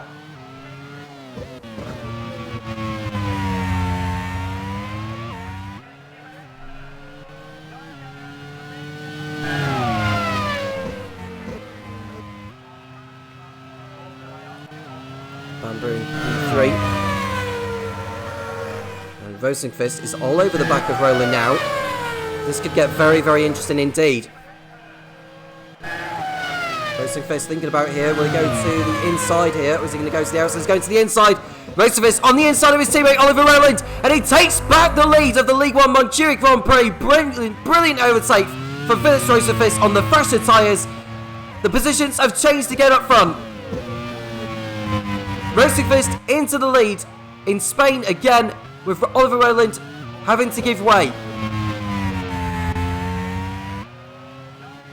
They didn't make contact with each other, thankfully.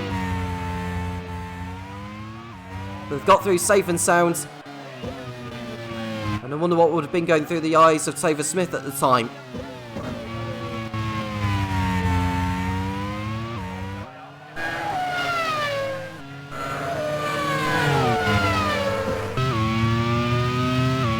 Bamber, P3 still.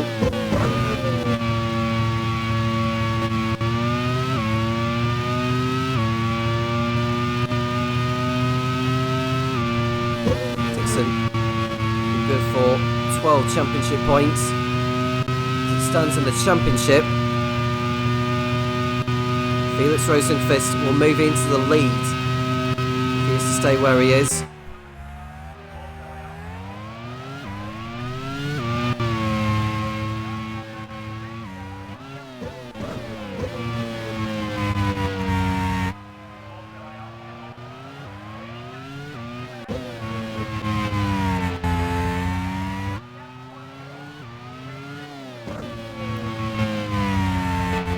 Rosenqvist was on pole position, so we'll get that point as well. We'll move on to 56 championship points.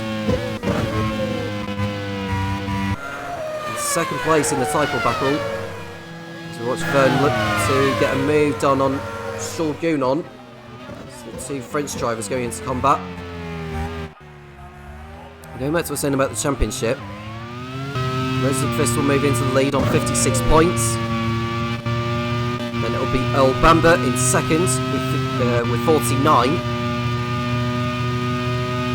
And with the way things go in, it'll be Matthew Regunathan moving ahead of Sebastian Buemi on count back. In third place, Buemi will be fourth. And Dixon will be in fifth on 42.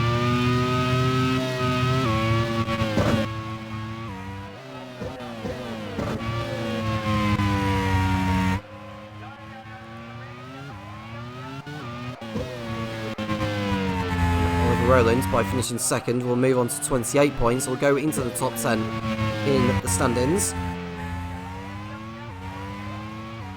As far as the team's championship is concerned, as we see Ericsson and Nasser going to combat now. Hopefully these two don't trip up over each other as they did in Zolder a couple of weeks ago. Arrows is 1-2 and the pole position point. We'll see them go on to 84 championship points.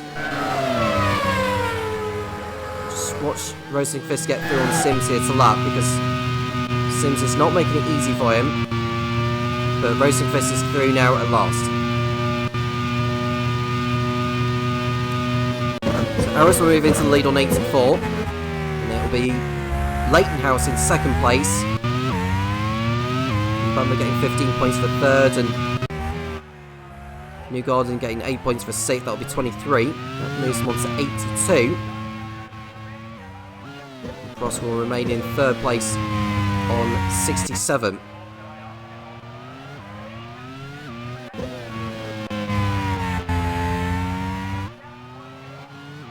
The reigning team's champions Minardi, as it stands, will move in front of Simtek to fifth place.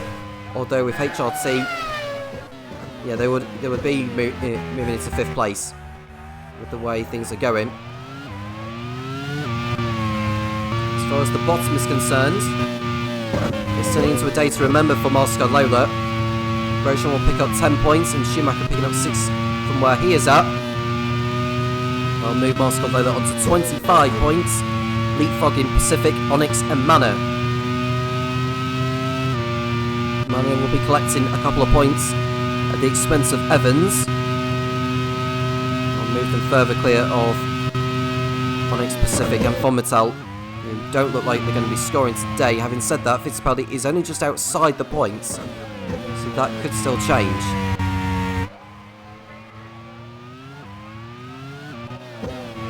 Pietro Fittipaldi is yet to score in the Grand Prix World Series.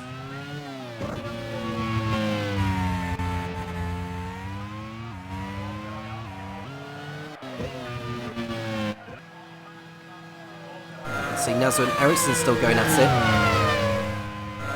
The way things are going, Von Mattel will be remaining rock bottom, which is disappointing given where they ended up in League 2 last season, dominating the team's championship, and Ericsson winning the drivers.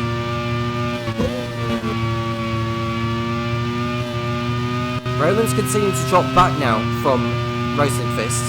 The gap is 4 seconds as they begin lap 30.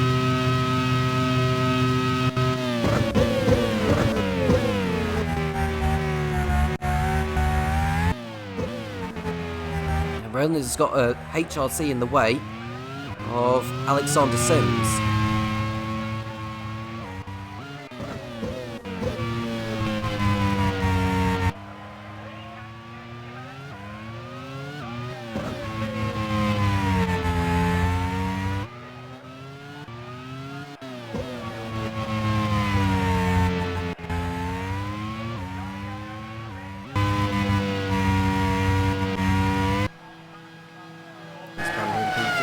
See Nasser and Ericsson still going at it.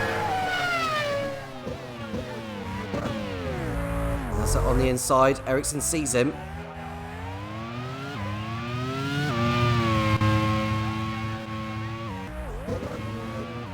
And we see Bamber.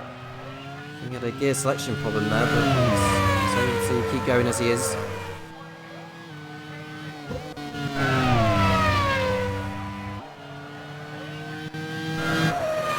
Force India are not on course to score any points right now. For HRT, they've got McLaughlin in the points in P6. Well, it will be P6 because Scott Dixon, for the 4th time in 5 races, is not going to make it to the checker flag. His car is on fire and he is gone from the race, and his reign as champion of the Grand Prix World Series is beginning to really slip further and further away. Minardi, once again, not going to be scoring.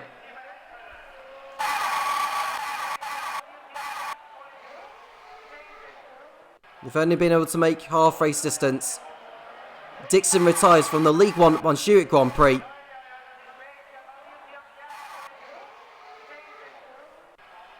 You can see a long queue of cars just sort of stacking up behind each other now. Hence why the second round of pit stops are going to make it very, very interesting indeed. And there he is, the reigning champion, Scott Dixon, out of the race for Minardi.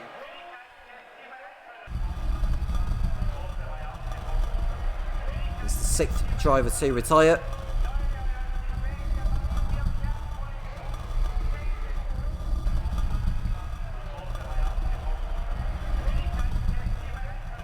He's over the barrier and out of the way. And Roland is continuing to lose ground as we see Kobayashi and Evans locking horns. And Evans is up to P7 now. I think he got an overtake done on Kobayashi, did Evans. Hence why he's up to P7. That would be very handy in man's quest to stave off relegation at the moment.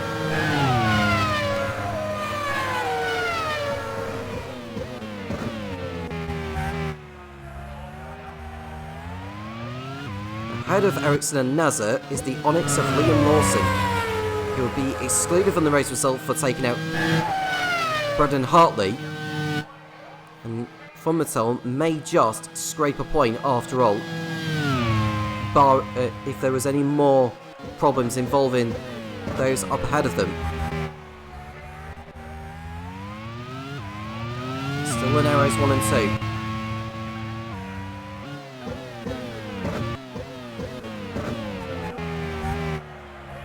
Bamber in 3rd place. He's less than 6 seconds behind Roland. He isn't exactly catching him in the way that he needs to. Rosenqvist is just doing all he can to remain where he is, although Mick Schumacher came into the pits with a problem, and I think that explains why he's dropped so far back. Disappointment there for team manager Marcus Johansson. Schumacher was running very, very well up until that point.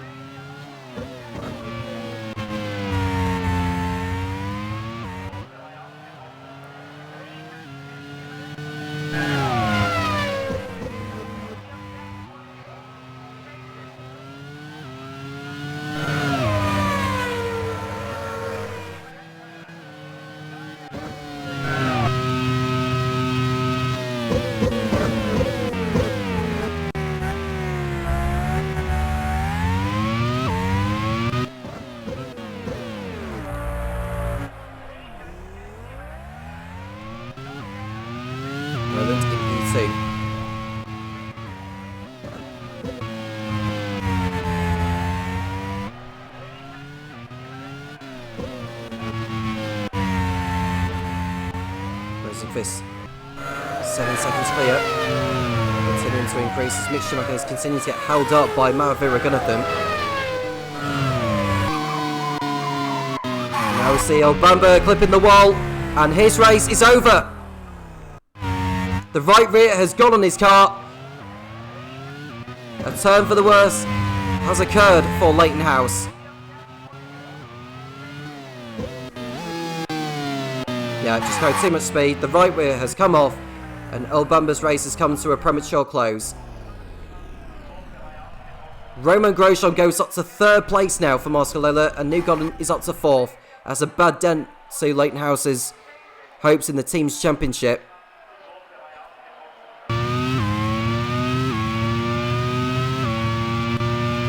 7 drivers out of the race now. And that promotes Mitch Evans up to 6th place in the manor. And Rowland is still stuck behind Sims. He's ahead of him now, but he's lost so much time. Haven't been to negotiate him.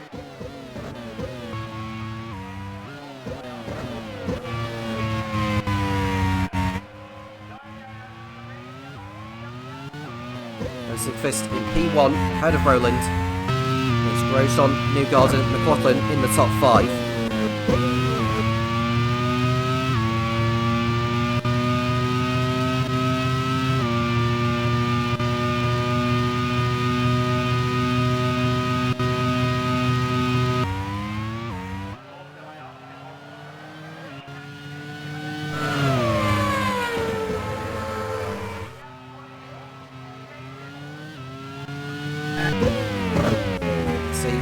And Ericsson.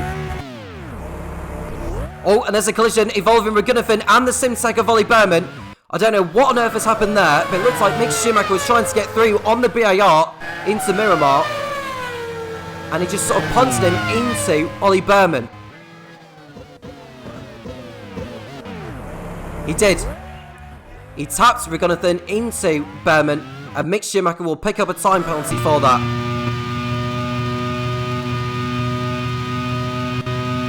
Riding on board with Ollie Berman, who's going to get quite a big whack from Maverick Ragunathan. He's been tipped round. He will not be a happy man by any stretch.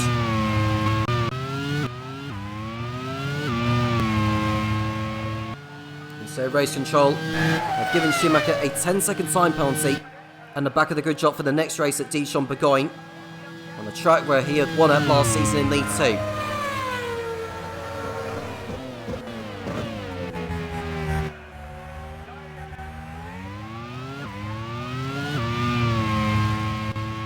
Racing Fist 8 seconds clear of Oliver Rowland, who does not need to worry about El Bamba now. Romain Grosjean in 3rd place. What a result this would be for Marcel Lola. It's going to be giant leap off the bottom of the table, or towards the bottom of the table. Schumacher is in 15th place, but he will drop back with that penalty, so he needs to get his skates on and get back into the points.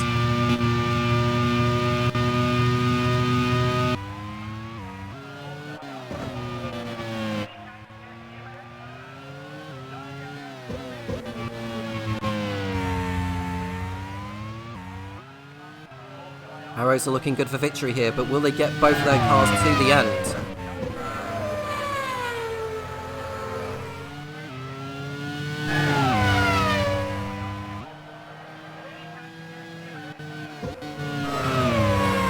Not too far away from the second round of pit stops, and Rosenqvist is looking ever so good for his first Grand Prix World Series victory in his 5th outing.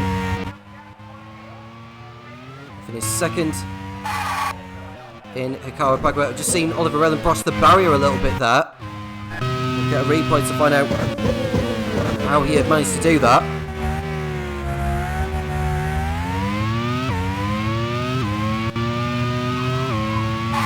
And yeah, he did brush the barrier, and he's very lucky to keep going there. Otherwise, it would have ended up in the same way as what happened with El Bamba.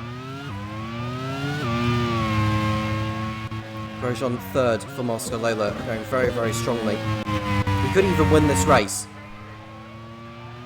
And one driver who is not going to be winning this race, not even finishing it, is Charles Gounon. The 2nd race in a row, he is not going to be making it to the checker flag. Yeah, and it's a front suspension failure for the Frenchman. Yeah, and you can see the leads coming through, so he's just stopped there now. And he's the next to go from this race. His teammate Liam Lawson in 10th position, but he'll be disqualified from the race for his incident with Brendan Hartley. So that's effectively Ryan Ferris's day finish, unless he can appeal the decision with Ian Lawson, which he is entitled to do.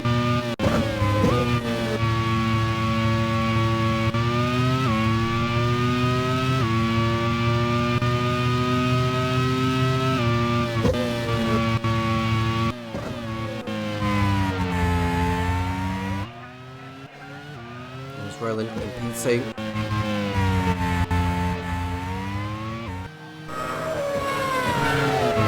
Schumacher behind Ragunathan.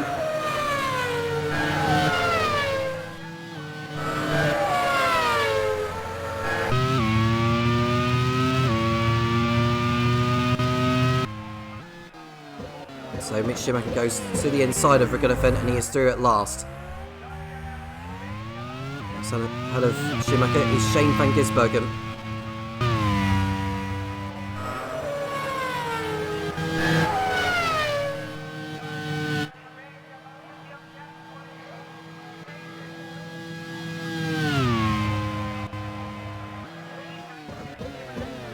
Rosenqvist and Roland in first and second places. Looking at Roland, he's ahead of Alexander Sims, he's a lap down. The only driver lapped in the race so far.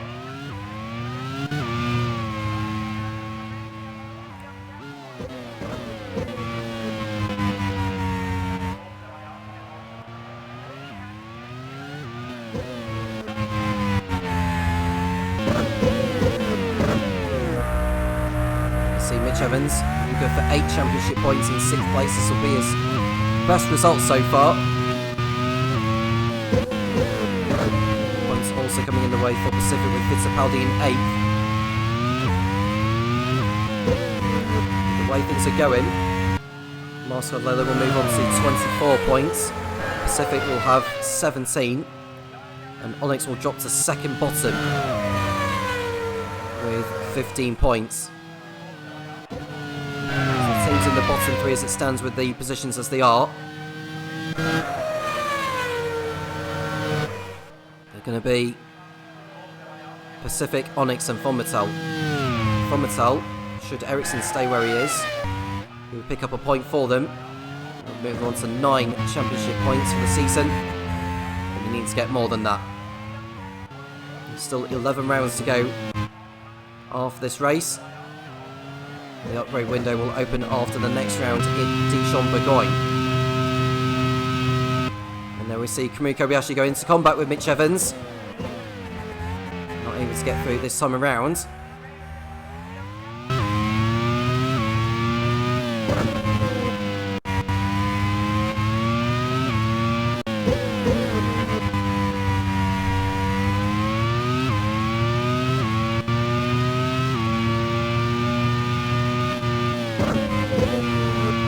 Felix Rosenqvist at the end of lap 40 comes in, which will allow Oliver Rowland to take over.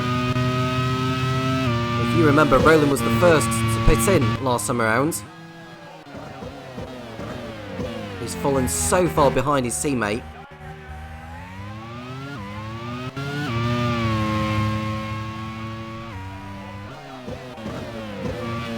Rosenqvist rejoins in 4th position. Made that 5th actually because McLaughlin's got through, so that will leave Rosenqvist with a little bit more work to do. That might give Roland a little bit more hope.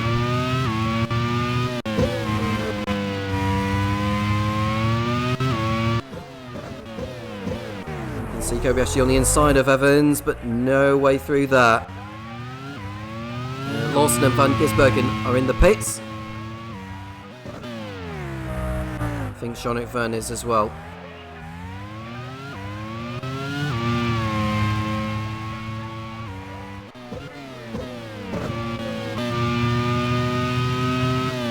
Oliver Rowland in P1. Pitting in a lap after his teammate, so there's no way that Rowland is going to be in the lead.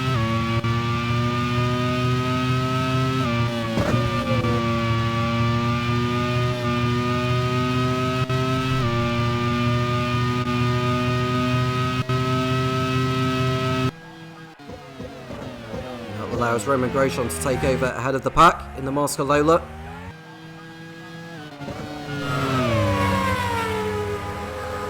is ahead of Kobayashi still.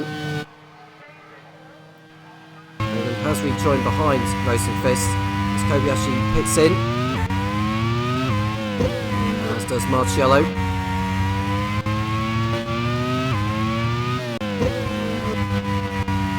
Ericsson has also made his way into the pits.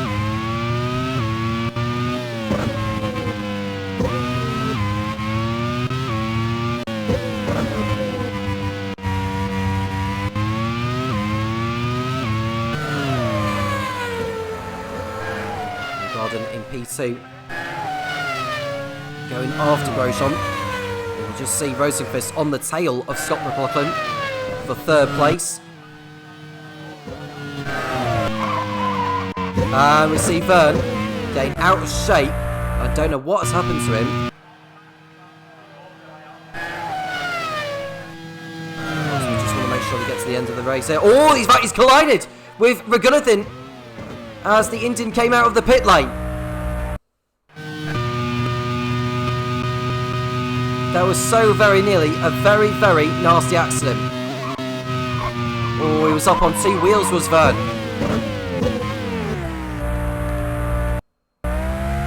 Well, thankfully he was able to keep going with all four wheels on the wagon. And it's a 10-second time penalty for Maverick Raghunathan for an unsafe rejoin.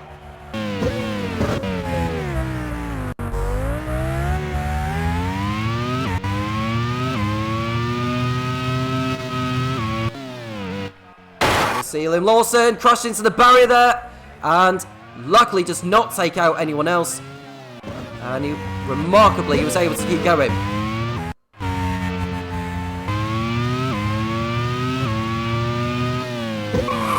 So going too deep. And it looks like the corner before the Guardia Urbana, which is Vias, which is where he had hit the barrier at. And now he's got a manner of, that has to be Shane van Gisbergen, who's nearly getting through on him. He has to back out of it. Fittipaldi, Evans and Berman are all in the pits, which will allow Kobayashi and Marciello, probably Ericsson, to go through.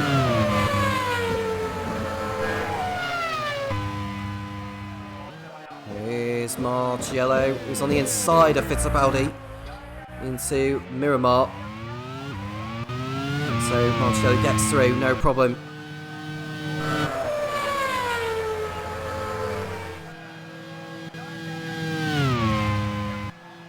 Grosjean still leads. As we see Rosenfist go to the outside of Scott McLaughlin into Miramar. He's still there, is Rosenfist, but he's getting held up. That is going to give Roland a little bit more hope. So Newgarden into the pits for Leighton House. And he rejoins ahead of Felipe Nasr. Might even try and go for a fastest lap. Joseph Newgarden. Nasr pits in for Von Mattel now.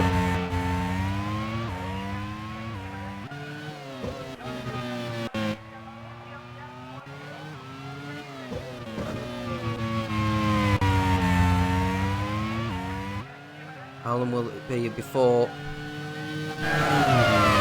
Rosenfist goes back into the lead? Because we don't expect Grosjean to stay out. I'd be surprised if he does so. I'd probably say Grosjean's going to be pitting at the end of this lap. And he does so.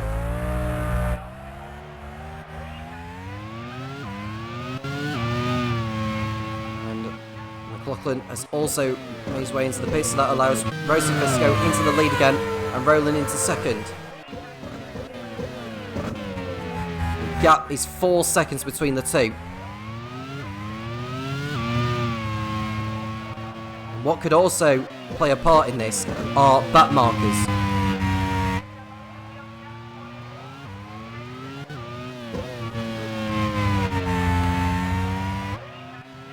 3.9 seconds it was at the beginning of the lap. The gap is now 3.7. Roland getting the gap down with 17 laps remaining here at Montjuic Park.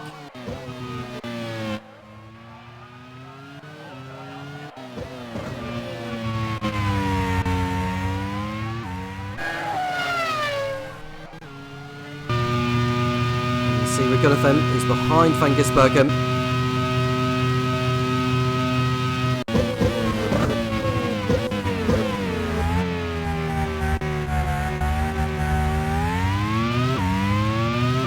Mick Schumacher is in 6th place now, but he does have that 10-second time penalty hanging over him. As it stands, he wouldn't actually lose a position.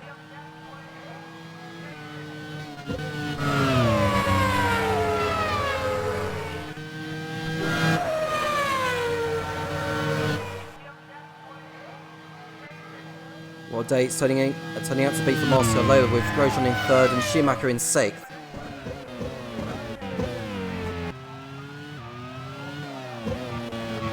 In fact, Schumacher's coming into the pits now for his 3rd stop, and he will fall round about to where Jonathan is and where Verne will be at.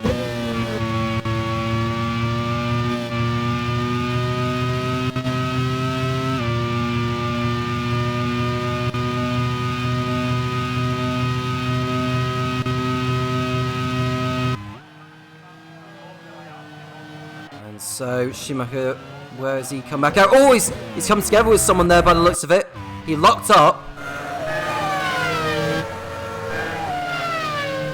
And so we will see what happened with Mick as the field were coming through. Ooh, and just see Van Gisbergen there. Oh, he's collided with Van Gisbergen as Mick Schumacher. Unbelievably, Van Gisbergen was able to keep his car points in the right way. But I'd imagine that Schumacher's going to pick up another penalty for the unsafe rejoin. To be fair, Van Gisbergen did lift off a bit because he was worried about running into him, but Schumacher did cut across on the Kiwi.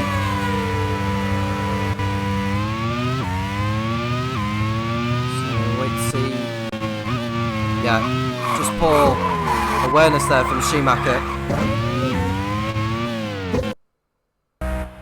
And I would say that Schumacher is going to be the one hit with the penalty. 10-second time penalty for Mick to go on top of what he's got already.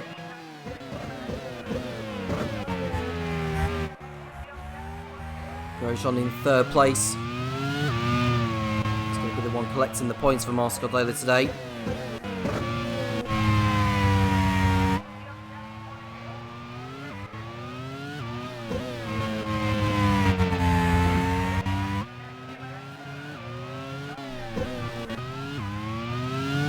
Still 4 seconds just under between Rosenqvist and Rowland. Nasser is behind Lawson in the battle for 11th place on the track.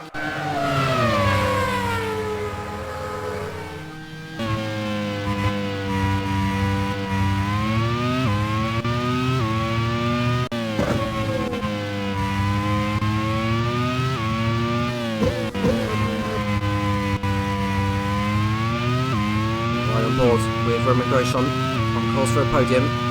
It's the 1.5 seconds clear over Joseph Newgarden. Good race also from Scott McLaughlin in 5th. As Verne locks up. With all the penalties, Verne will be promoted to 13th. Which, from starting 26th on the grid, you'd have thought that would be a decent drive, but it's still not going to be any points for Verne. In fact, he started 25th. Ericsson was the one that started 26th, and he's in the points.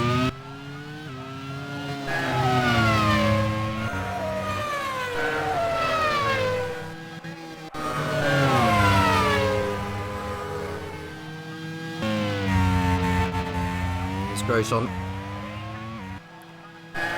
Felipe Nasser.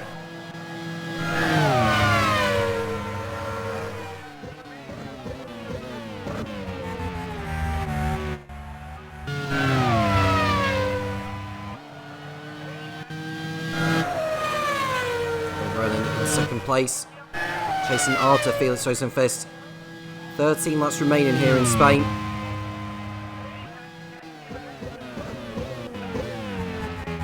Lawson in 11th will be excluded from the race result for taking out Brendan Hartley, which will promote Felipe Nasr and Shane van Gisbergen up positions. Mick Schumacher's got through on Jean-Eric Verne, but with his 20-second time penalty, he will fall all the way back. Had 8 retirements in this race, 18 are still going. And we'll just see Lawson and Nasr still fighting it out.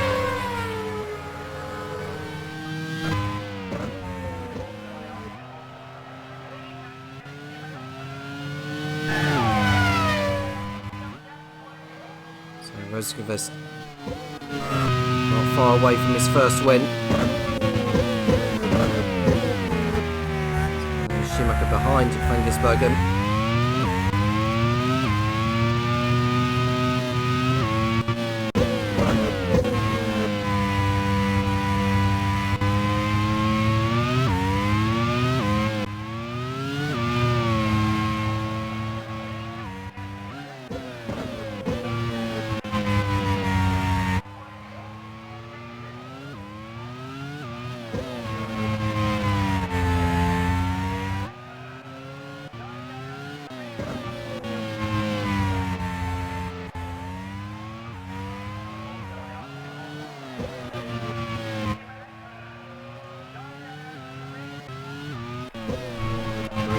Third place, ahead of Newgarden. It's going to be Marcello's first podium in League One.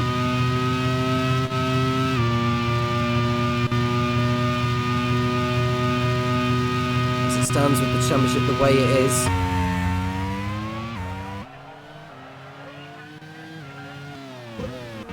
Felix Rosenqvist will move into the lead on 56 points. And then it'll be Mahavir Gunathan in second, ahead of Sebastian Buemi on count back.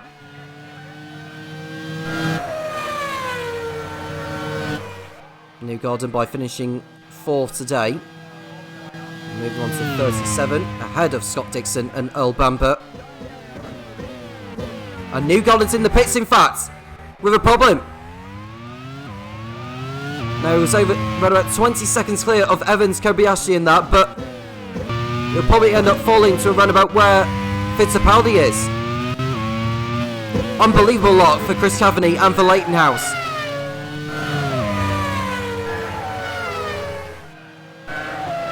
Newgarden, does he rejoin ahead of Marciello and Fittipaldi? I think he has done so. He's lost the position to McLaughlin, Evans and Kobayashi.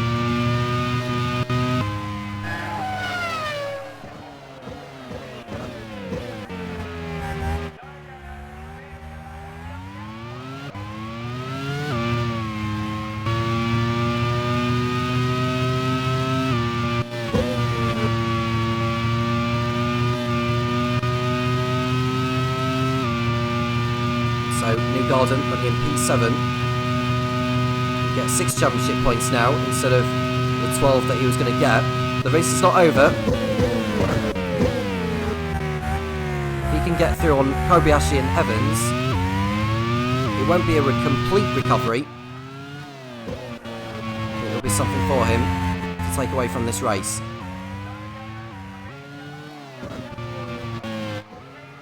He might even try and go for a fastest lap or something like that, if he's thinking of it. He's 1.7 seconds behind Kobayashi. You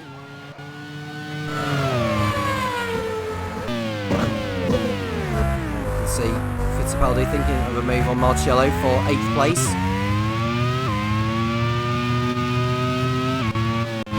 See what the gap is between Kobayashi and Newgarden. We go through sets of 1. There's Roland in 2nd place. It's going to be an Arrows 1 and 2.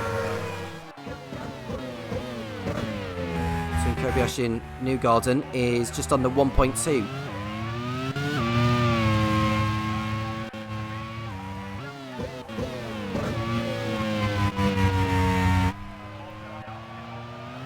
So Kobayashi Kobayashi. How far is he in front of New Garden in sector 2? The gap is now 7 tenths.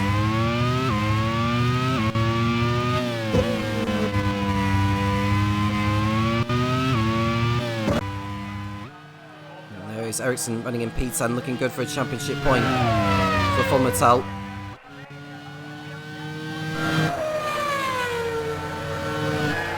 New Garden, how far is he behind Kobayashi now? Is he going to go for a move on the Japanese? He hasn't done so.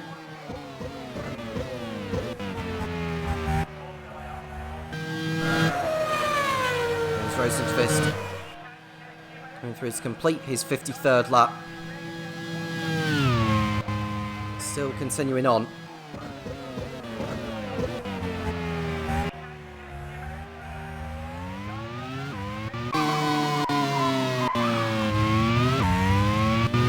Nasser, who's ahead of Mavi Raghunathan on the road. Raghunathan does have that penalty, which he'll need to serve.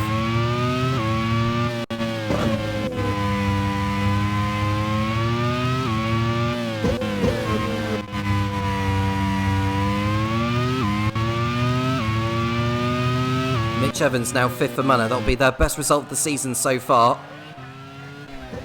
An important one for Sam Hall's team.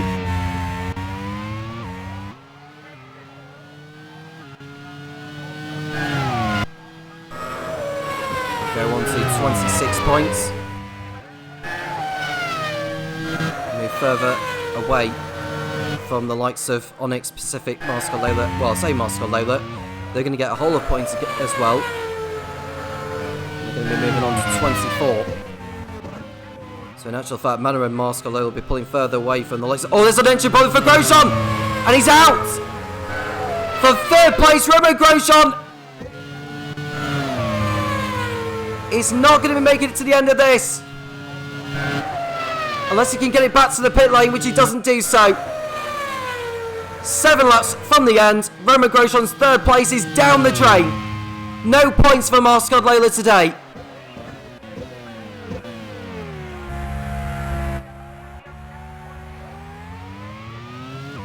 Gutting for team manager Marcus Johansson.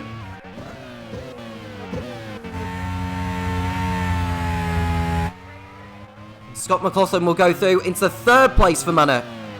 On course for 2 podiums in a row. And that's if he can get through on Grosjean.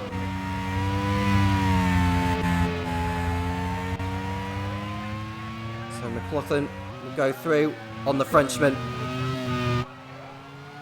Grosjean's not getting off the track yet, but he will do shortly.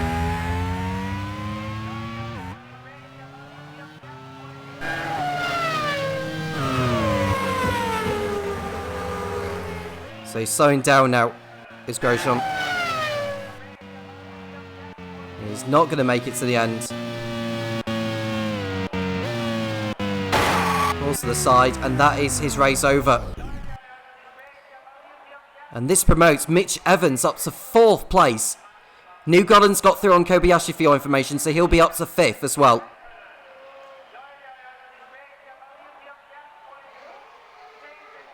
He might even get 4th. New Garden can just see right behind Evans. And this promotes Ericsson up to 9th and Nasser up to 10th. So Von Mattel are on course to get 3 championship points and move off the bottom.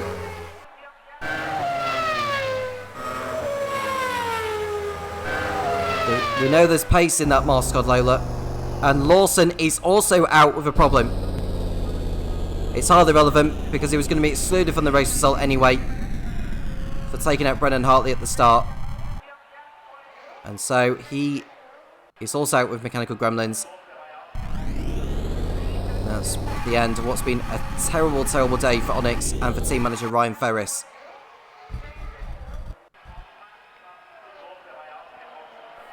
And Berman's got through on Vern on the road into 14th place. McLaughlin in 3rd place for HRT, looking very, very good. So we've just got 16 left in the race with 5 laps to go.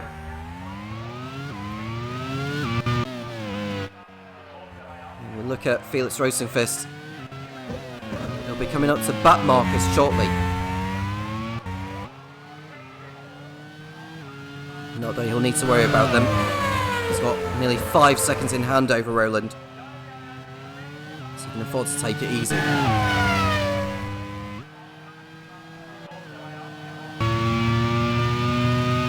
There's Roland in P2.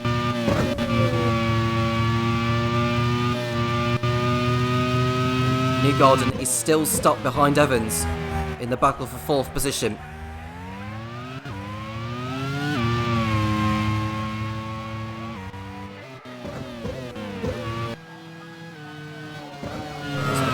Looking very good for another podium for HRT.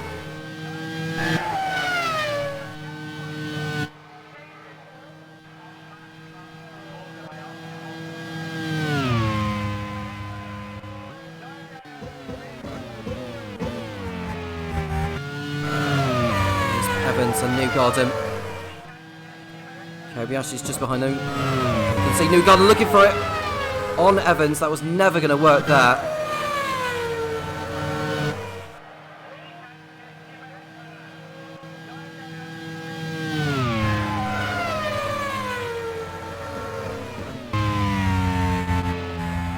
There's McLaughlin on his own in 3rd place.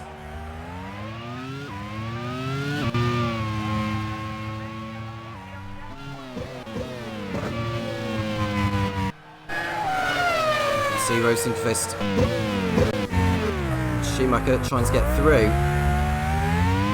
on Shane van Gisbergen.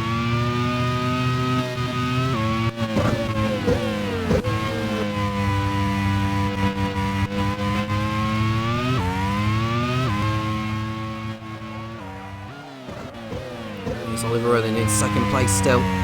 Arrows on course for their first ever 1-2 in the Grand Prix World Series.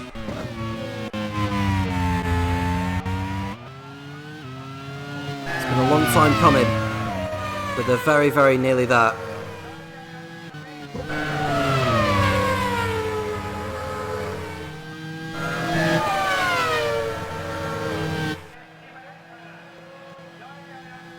See Newgarden round the outside of Evans. Is this going to be a change for position here? Not quite so. Evans holds his line and his position. That won't be the last of it for sure. McLaughlin P3 in the HRT. Rosenqvist has started his penultimate lap now.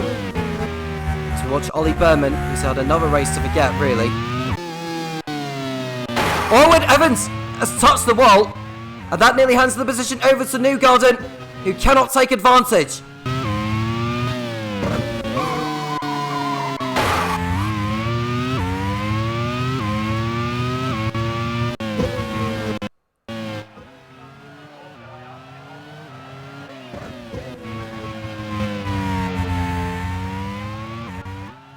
So it's as you were. It's just a matter of time before Newgarden does actually get through here.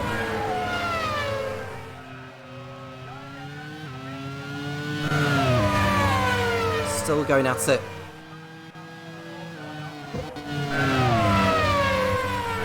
Evans holds on for the time being. Newgarden will be right on the tail again. That's to the outside. Kobayashi looking to go to the other side as well. It's 3 abreast as they head towards Miramar. Kobayashi on the inside of Evans and Newgarden. A fantastic overtake done by Komiri Kobayashi in the Simtek. Going through up to 4th place. One of the overtakes of the season so far by the Japanese driver. What a move. Tucking in behind Evans and Newgarden. And he's got through at last.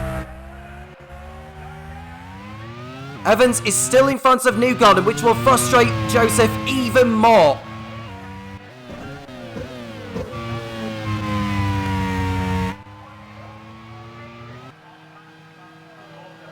Ollie Rowland in 2nd place now. The leader has started the final lap, but he's going to be coming up to butt Marcus shortly. You see Fern in 15th. Rosenqvist in the lead now. What a stunning overtake that was from Komiri Kobayashi. We haven't seen a lot of that today, but boy, that was brilliant. Well, there is your race leader, Felix Rosenqvist, from pole position. Has pretty much dominated the race, with Oliver Erland keeping him company until the end. Arrows haven't won since Pato Award won at Hockenheim last season. Today is going to be a new milestone for Topher Smith's team. A 1-2 finish. Rosenqvist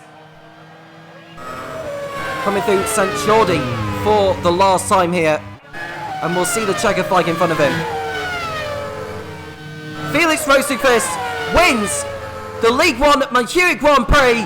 Oliver Erland crossed it over the line in second place. It's a 1-2 finish for the Arrows team. They're first in the Grand Prix World Series. And Topher Smith can finally celebrate a race win after what's been a rocky start to the campaign, but they are now leading the team's championship. Scott McLaughlin on the podium for HRT again for the second race running. And Kobayashi will hold on to fourth ahead of Evans, Newgarden, Marcello and Fittipaldi, providing doesn't make any mistakes now.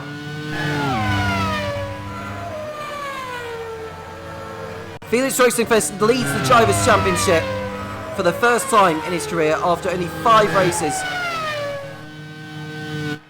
Kobayashi will be fourth, Evans fifth for Manor, and it's Newgarden in a frustrating sixth when it so easily could have been a podium for him.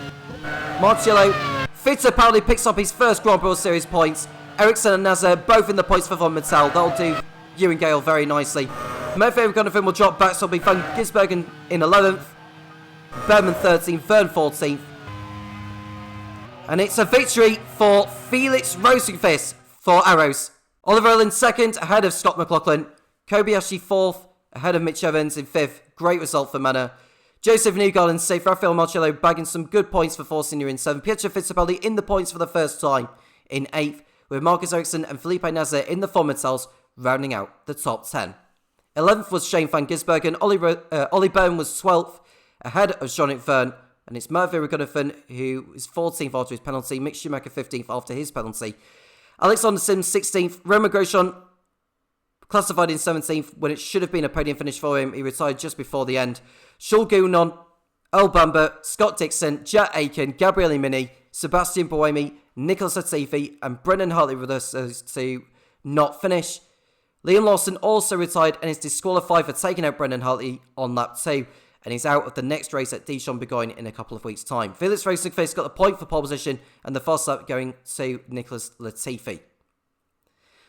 A brilliant day for Arrows. A 1-2 finish. Felix Rosenqvist now leading the Drivers' Championship and Arrows are leading the Team's Championship as well. After all that, let's run down on the Championship standings in the voice of Topher Smith. And I'll speak to you for the next round at Dijon-Bourgogne. A dominant drive from Felix Rosenqvist sees him pick up his maiden Grand Prix World Series victory today. And to make it an even better day for the Arrows team, it is a 1-2 with Oliver Rowland coming home in second place. But what has that done to the championship standings of League One? Well, Felix Rosenqvist's victory today has put him into the lead of the Drivers' Championship on 56 points. Mahavir Raghunathan now ahead of Sebastian Buemi on comeback, but still on 43 points each. Scott McLaughlin, his second podium in a row, moves him up to fourth, ahead of Earl Bamber and Joseph Newgarden, both Leighton Houses still in the top 6. Scott Dixon, another retirement for him today, and he's on 30 points in 7th. Oliver Rowland moves into the top 10 on 28 points, ahead of Oliver Behrman and Kamui Kobayashi, both Simtex, in the top 10.